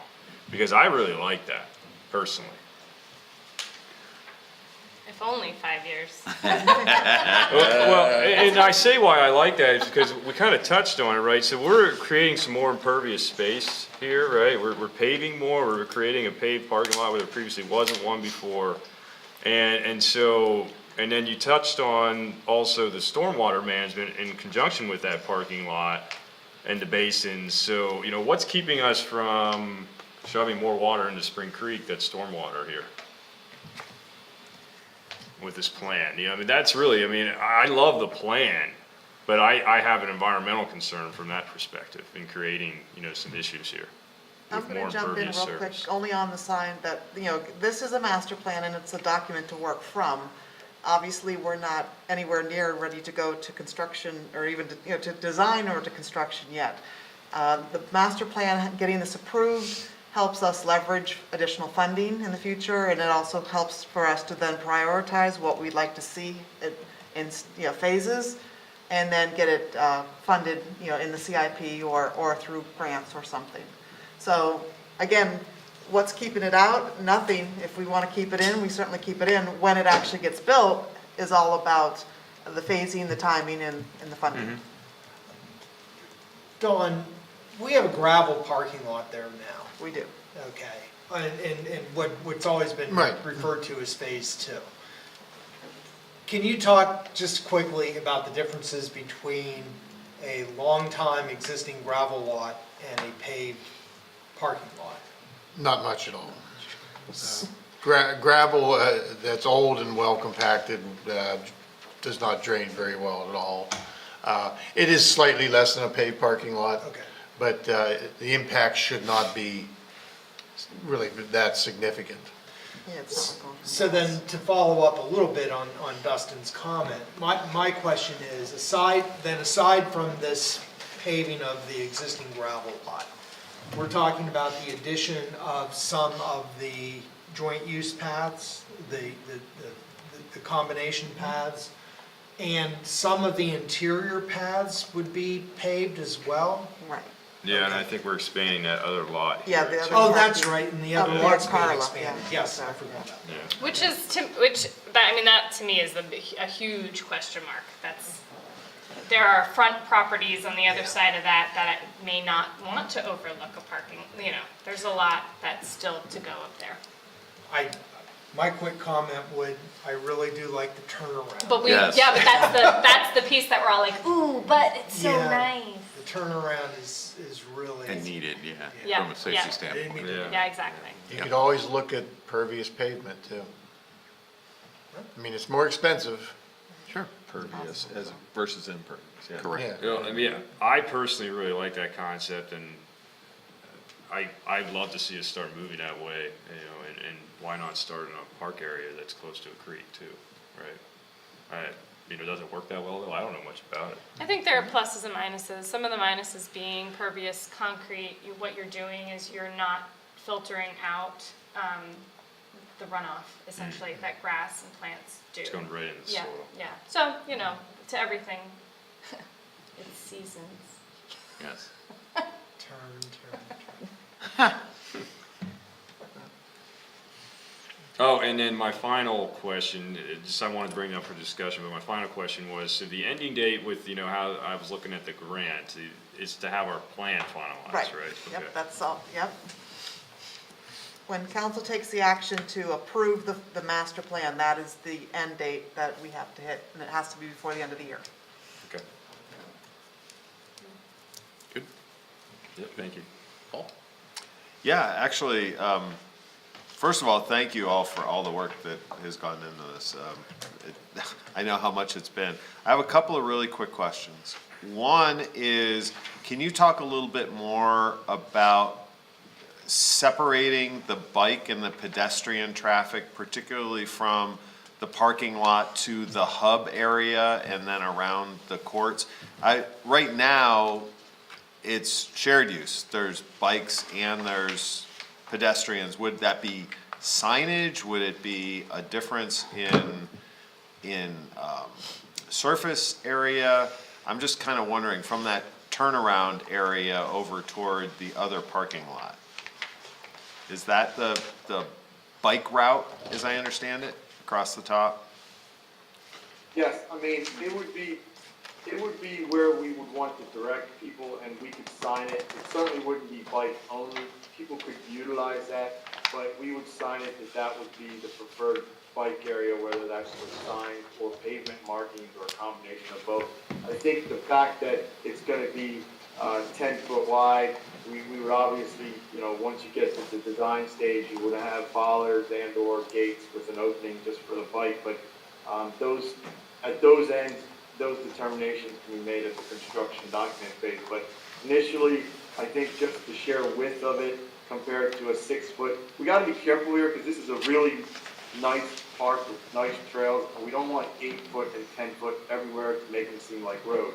But we do want this one section to seem like that so that it can accommodate bikes. So that this red dash through that existing parking and through here is what designates that. But we also have connections here. So if you're going from this parking lot to the tennis to this parking lot, you don't have to go on that area. You have the option to be on it for a little, to walk under the tree with the existing walkway still go there. We still have the connection to the existing neighborhood this way, but this connection here, and I can't take credit for this because I asked someone on your committee to give me a secondary look, and this was a good recommendation so that it really separated that. So we have a lot of options there, and the idea would be to keep it as separate as you can. Yeah, I mean, I guess my concern is the opposite, not pedestrians on the 10 foot wide, it's bikes on the 6 foot wide, right? That's the problem. right now, especially when there's a lot of people in the park at one time, people are not on that 6-foot path, they are on the grass because they're going around groups of people who are on that path. So just in terms of flow, I mean, that's something that I'd just like to see if there's maybe some design elements or something that could prevent, them coming into contact on that narrower path. That was the nature of my concern. Okay. Are you talking about On the existing kids on paths. the bike, or you're talking about people whizzing through, like Yeah. using it as a transportation corridor? You're saying they're on the other trails all the time, and how can we keep them off? Yeah, but You want kind of how spikes can, on the walking paths. well, I wouldn't go that far, although you live next door, so you might know better than We know I who do. throws the spikes down. Yeah, Yeah. Maybe only for the teenagers who are zooming by. No, I'm just, but anyway, it's just a concern, just in terms of if you're routing traffic through there, if there's some way to kind of coax bike traffic to a wider path, that might be a better way to do it. So that was one impression. Do you have any more comments? I have another one here, but I wanted to let you answer if there was anything more you wanted to add there.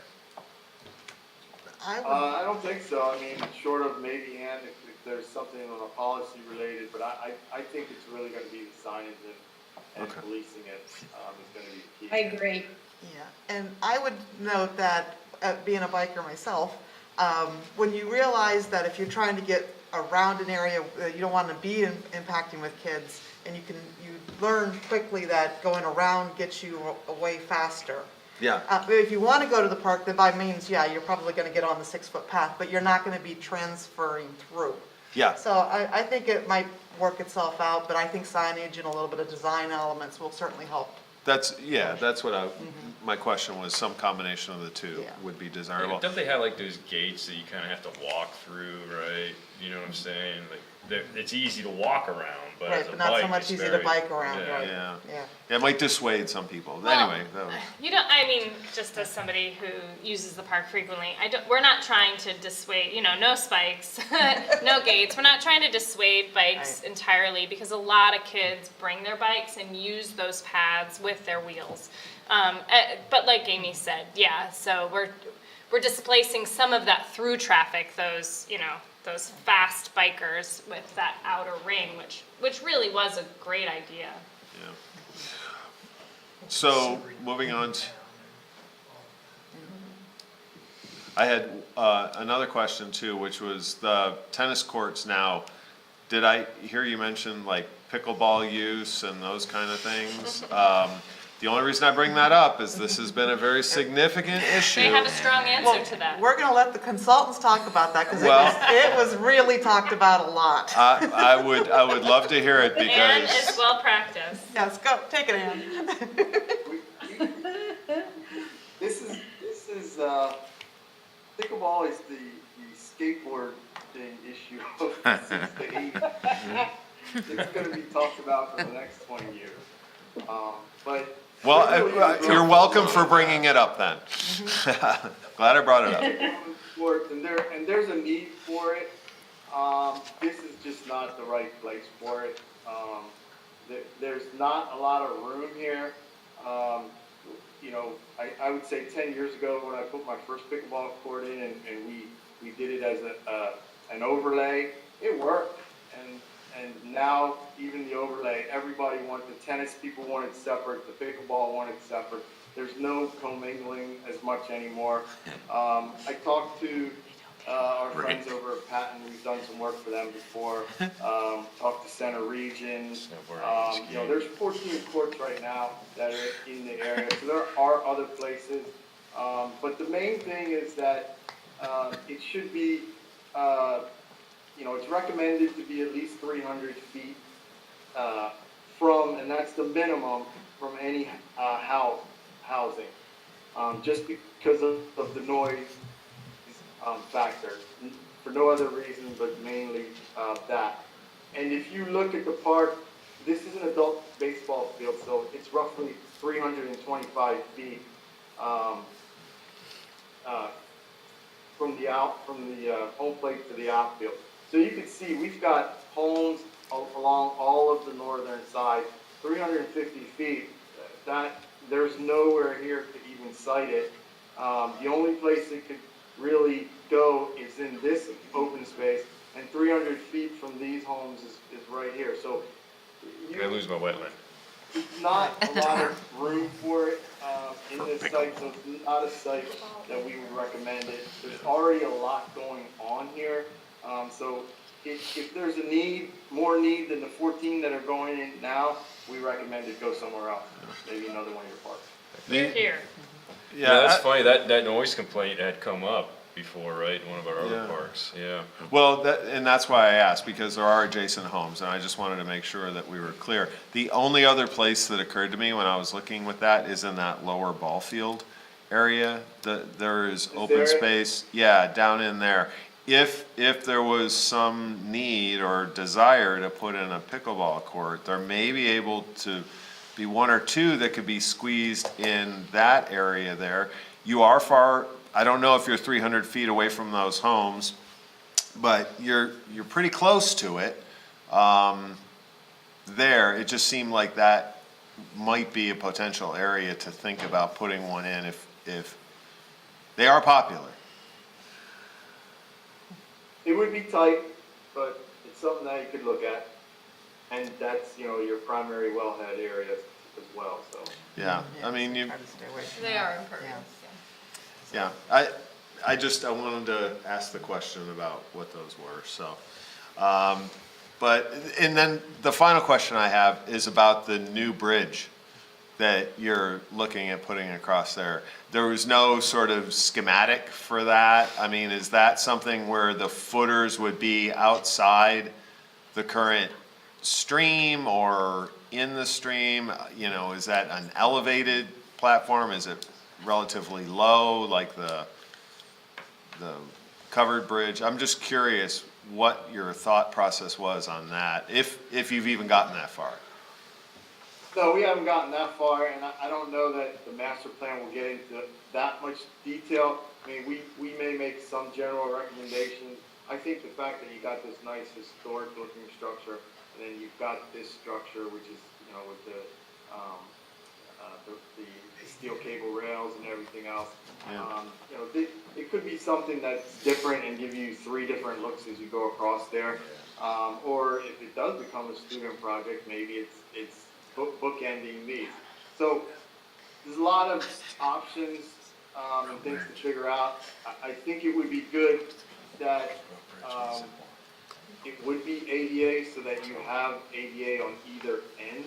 So maybe something like this, this may end up being a little more challenging to ramp up to it, but with a steeper ramp here. So, our next go-around may have something like that, thinking about the grades and the elevation when we finalize the plan.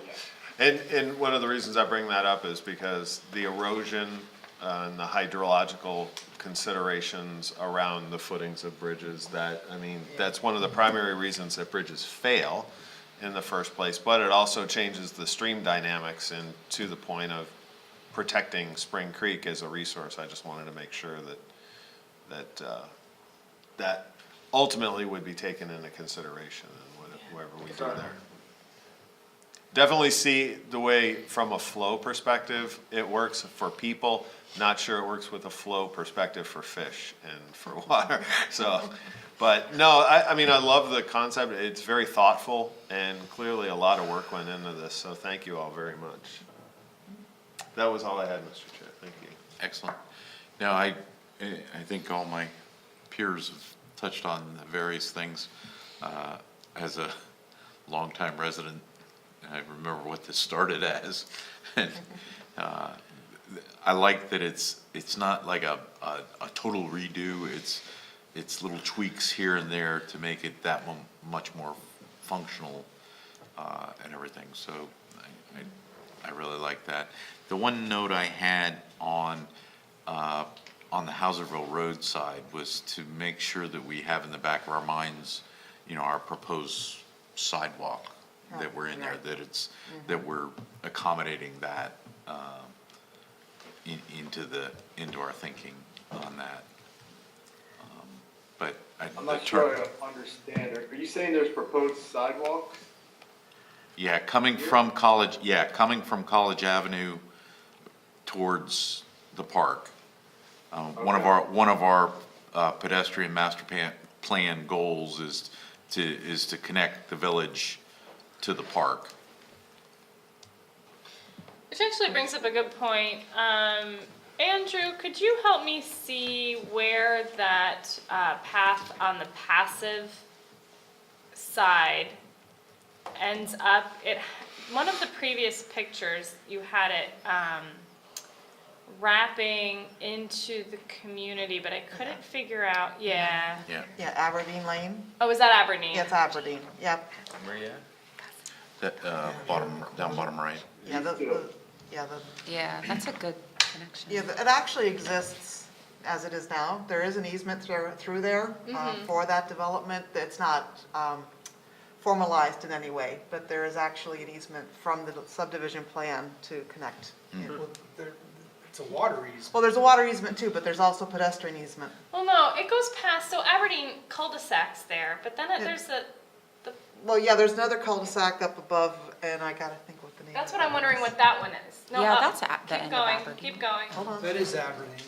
This one. Yeah, that one's Aberdeen right there. Yeah, the bottom one though, sorry, I Yeah. know. I'm pointing Hold at on. it. That Yes. one right there. I'll tell you in a second. That's from the Gregor other Circle, isn't side, right? Where's that? Is that outside the community? No, well, I mean, that's in Clover Highlands. Oh, it is. Yeah. It would be Gregor Circle. Gregor? Yes, Gotcha. Okay, thanks. which is the extension of Gregor Way. It just Yes. crosses Gotcha. Belmore. Yep. I just couldn't, sometimes these communities sort of interlace. Sure, I wasn't sure sure. if we were all of a sudden Sure. opening up another place. Yeah. Which would be cool, but we're not, okay. If I may just let you know that Parks and Rec did see the concept plans at their meeting on Monday night. We had a nice little discussion about it. Sue was there, Derek was also there. A few comments were made about the Barca loungers, they like those, and the elevated platform over in the passive sides.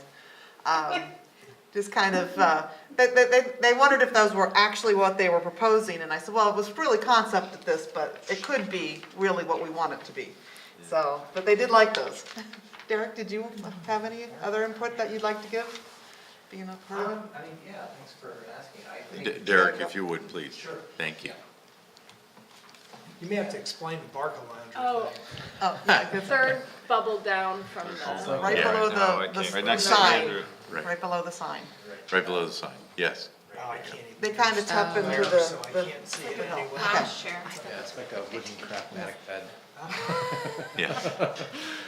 So I just wanted, thanks for asking. I'd just like to commend the group too, and I think Andrew and Ann did a really good job of, like you mentioned, Rich, making really needed improvements and a lot of creative ideas, particularly with the play area, that could be a huge attraction, but at the same time being really thoughtful about balancing what is done so that the essence or the character of the park is not ruined. And that's kind of where things like pickleball and maybe not having pickleball play into that. So yeah, I think it's a really responsible plan, and pretty excited to see something move ahead. And that was one of my questions, just with another conversation, is that there is a grant deadline for DCNR coming up April 6th, and was wondering if there was any way to kind of get something moving with that, or it sounds like, Amy, we have to have completely final approved yeah, plan to do well, this. that's my understanding, is that you have a lot better chance if you actually have an approved master plan. So, Yeah, otherwise, I mean, I think it's fantastic, so I appreciate the opportunity to be involved. Great, thank you. Thank you. So at this point, what does staff need? Oh, I'm sorry. Sue Smith. I just had a quick comment.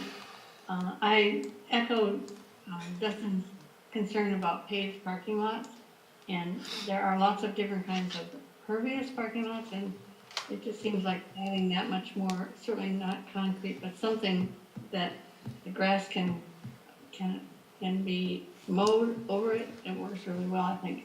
And the bridge that's, the new bridge, I think if you're a parent and you are watching your kid from the bridge, if it's a small enough kid that you should be walking alongside watching that child, but if you're watching from the bridge and you'd have to run down and rescue somebody, that seems like it's an encouraging, I don't know. I think it's much more, sometimes that stream is really moving, so, I don't know that we need, but that's good also for the bikes, so. Anyway, I just thought we just want to be careful of safety of children, so, thank you. Great, thanks, Sue. Anyone else? Okay, going back to staff. What does staff need from council at this point? We really just want your concurrence that there was nothing that was a showstopper here. Because Okay. the goal now will be to create a final draft that will then be presented at a public meeting and look for the input of the general public. Great. So, That's a So, very yeah. important phase, so. I didn't hear any showstoppers. Do you need a formal, or do you just need a consensus? I think we just need a consensus Yeah. this Okay. evening. I mean, we wanted to be sure that we got, You're on the right took path. the work, right, took Yep. the work that the committee has been doing and the design professionals have been doing, had the opportunity here for council to interject, comment, et cetera, but yes, looking for any showstoppers. And I've really not heard any. There are obvious design considerations that have been mentioned, and I think those are yet to come. But Amy, I think I'm satisfied in terms of, you know, what I'm hearing from council at this point. And if you think you have enough, that's probably all that we need. No, I agree. Thank you. Great. Yeah, thanks. Are you Exciting. sure no pickleball's not a showstopper, Paul? I may get in, you're trying to get me into trouble now, and I just won't let you. He's a pickler from way back. Pickleball guild. Well, we He's a found pickler out that from we way back. actually have 2 parks that have courts that are striped for pickleball, right? I think Nittany so. Orchard and Yeah. Glen Park? Well, I think Nittany Orchard's the one that had the noise complaint, right? It could be, but yeah, we do actually have 2 parks that have the striping. I don't know how much it's used, but, Oh, so we felt the need was if they're there, filled. they are being used, I Okay. will say. Okay. Yeah, I would be very surprised if they weren't. Yeah. No, Sue, Sue's a pickleball, yeah. I think, right, Sue? Yeah. Sue and Ron, Penny. It's fun. It's a lot of fun. I've not played, I must say. Doing an orchard seems a long way from the houses, and we try not to scream. Get into it. Maybe you're the reason that needs to be 300 feet. Now we know where that noise complaint came from, yeah. No, that's the yeah. other Sue. Oh, that's one of the other Sues, okay. Yeah. All right, well then, if staff has enough on that, we're gonna continue on. Thank you to the design team, thanks for hanging with us tonight and sharing this great information. Continuing on in the agenda, OB2, historically significant properties, ordinance O-22-01. Lindsay has already provided us a review of this in our public hearing. We had only supportive comments of the proposed ordinance, unless council has a need to hear more. The only, if I might, Please. just real quick question, and this is only something that just occurred to me on this last reading. Are there any limitations to removing the district designation in terms of grant funding opportunities or in terms of any other, and I don't know the answer to this, I don't know the answer, and I don't know if it was even thought of till it just popped You mean in. removing that section of the ordinance? Removing that section of the ordinance, maybe taking away the designation, would that in some way impact grant funding opportunities or anything else?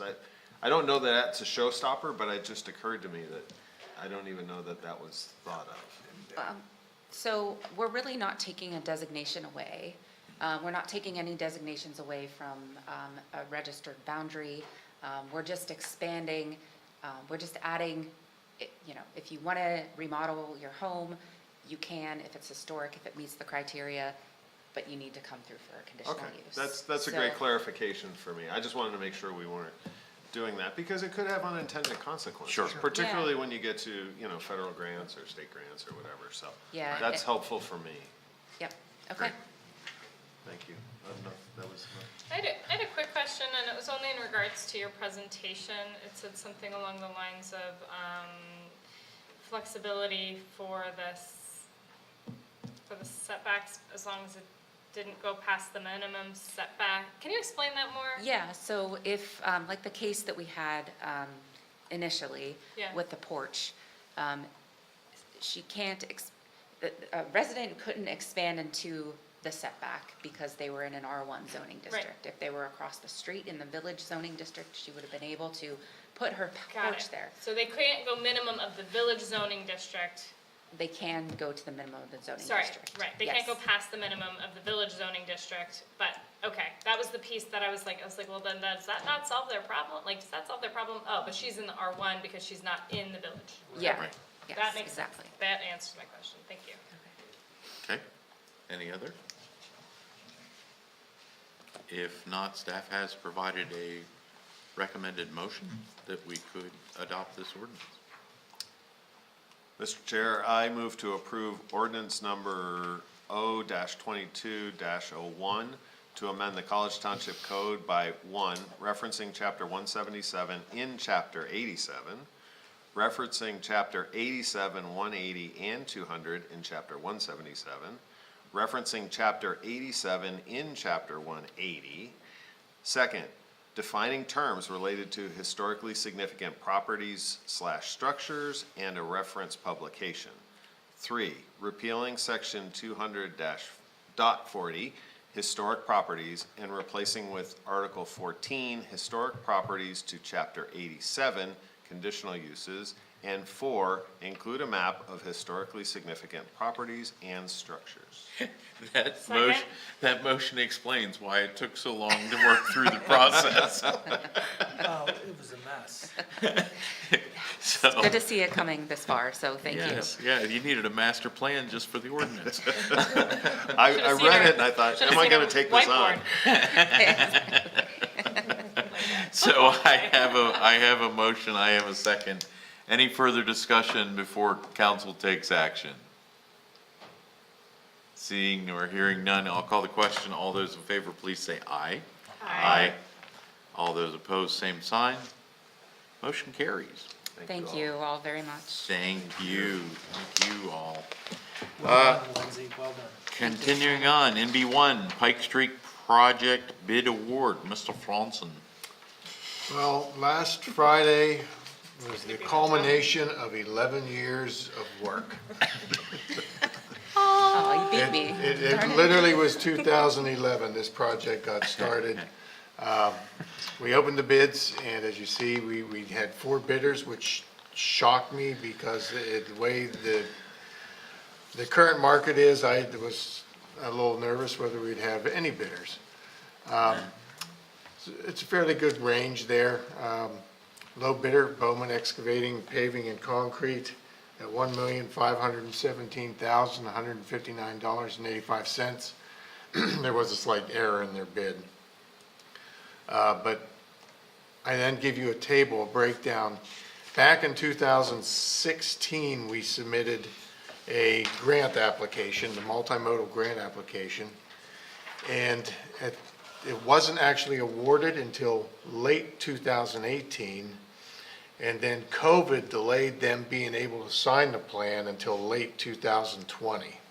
There was no one in the office to sign the plan. So the original estimate, the grant and our matching funds, we've exceeded that, as you can see, by $125,000.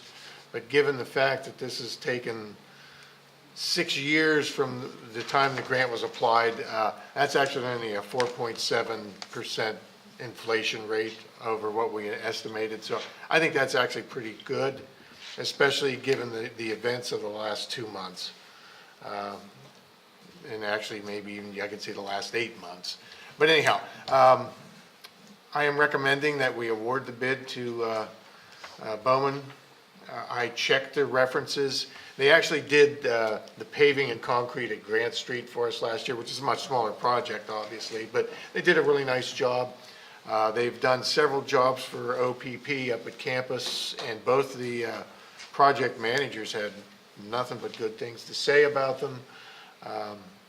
And the same with the school district. They actually have done several projects for the school district. And it's this type of project. It's paving, concrete, flat work. So if there's any questions on this? Questions to staff on the, I just had a quick question about the math. I was struggling with it. Okay. Just trying to add up all the numbers to figure out what this 125,043.36 is. Could you just walk me through The that? original grant was for 1.149041. Yeah, And our match was 492,466. right. Now, if you add up those numbers that, the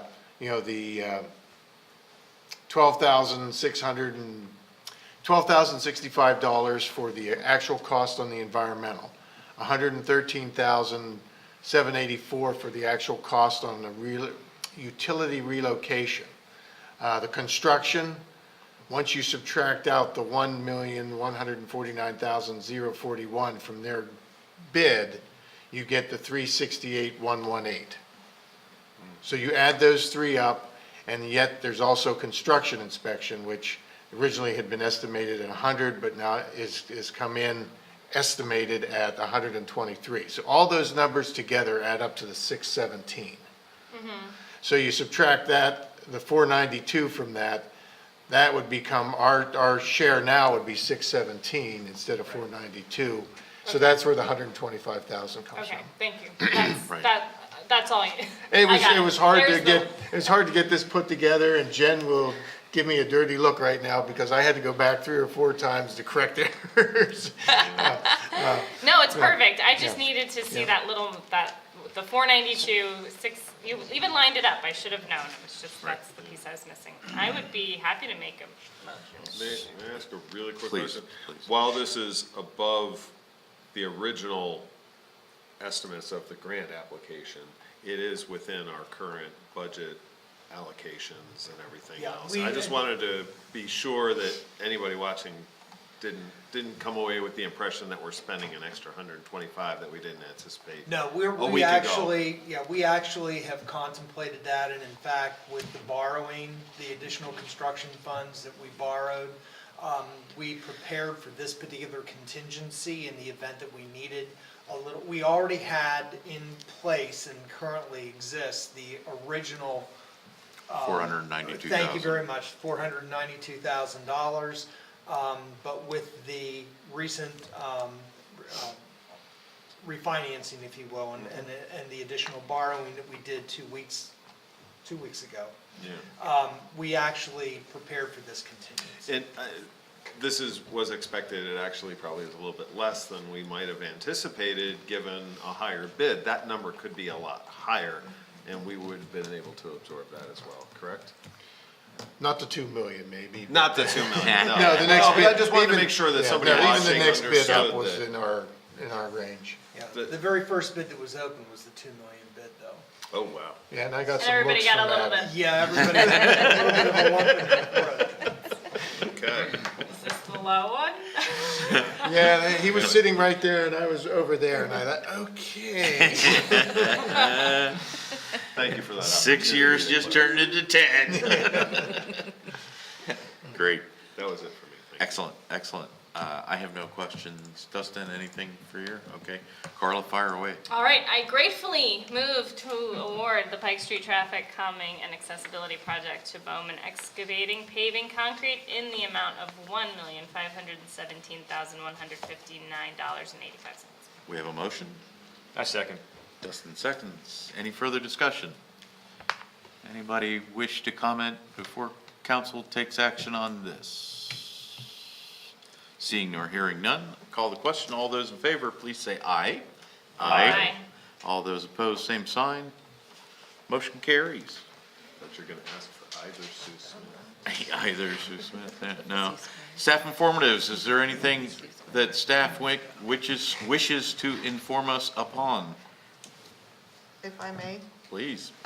Last year, we were not able to secure any paint for our staff line painting. You know, we do the contract with Alpha's Space for the long lines.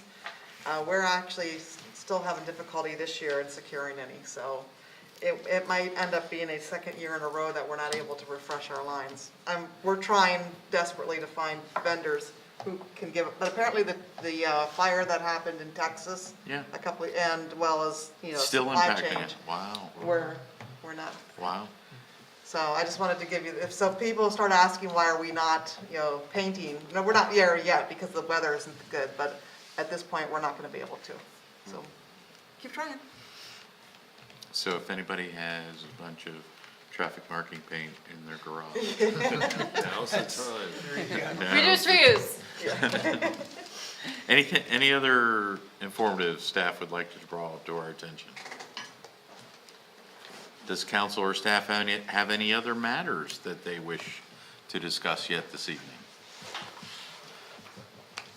Seeing or hearing none, if there's no objection, I will accept the motion to adjourn. So moved. You move, I'll second. We are adjourned. Thank you all so much. Thank you. Thank you.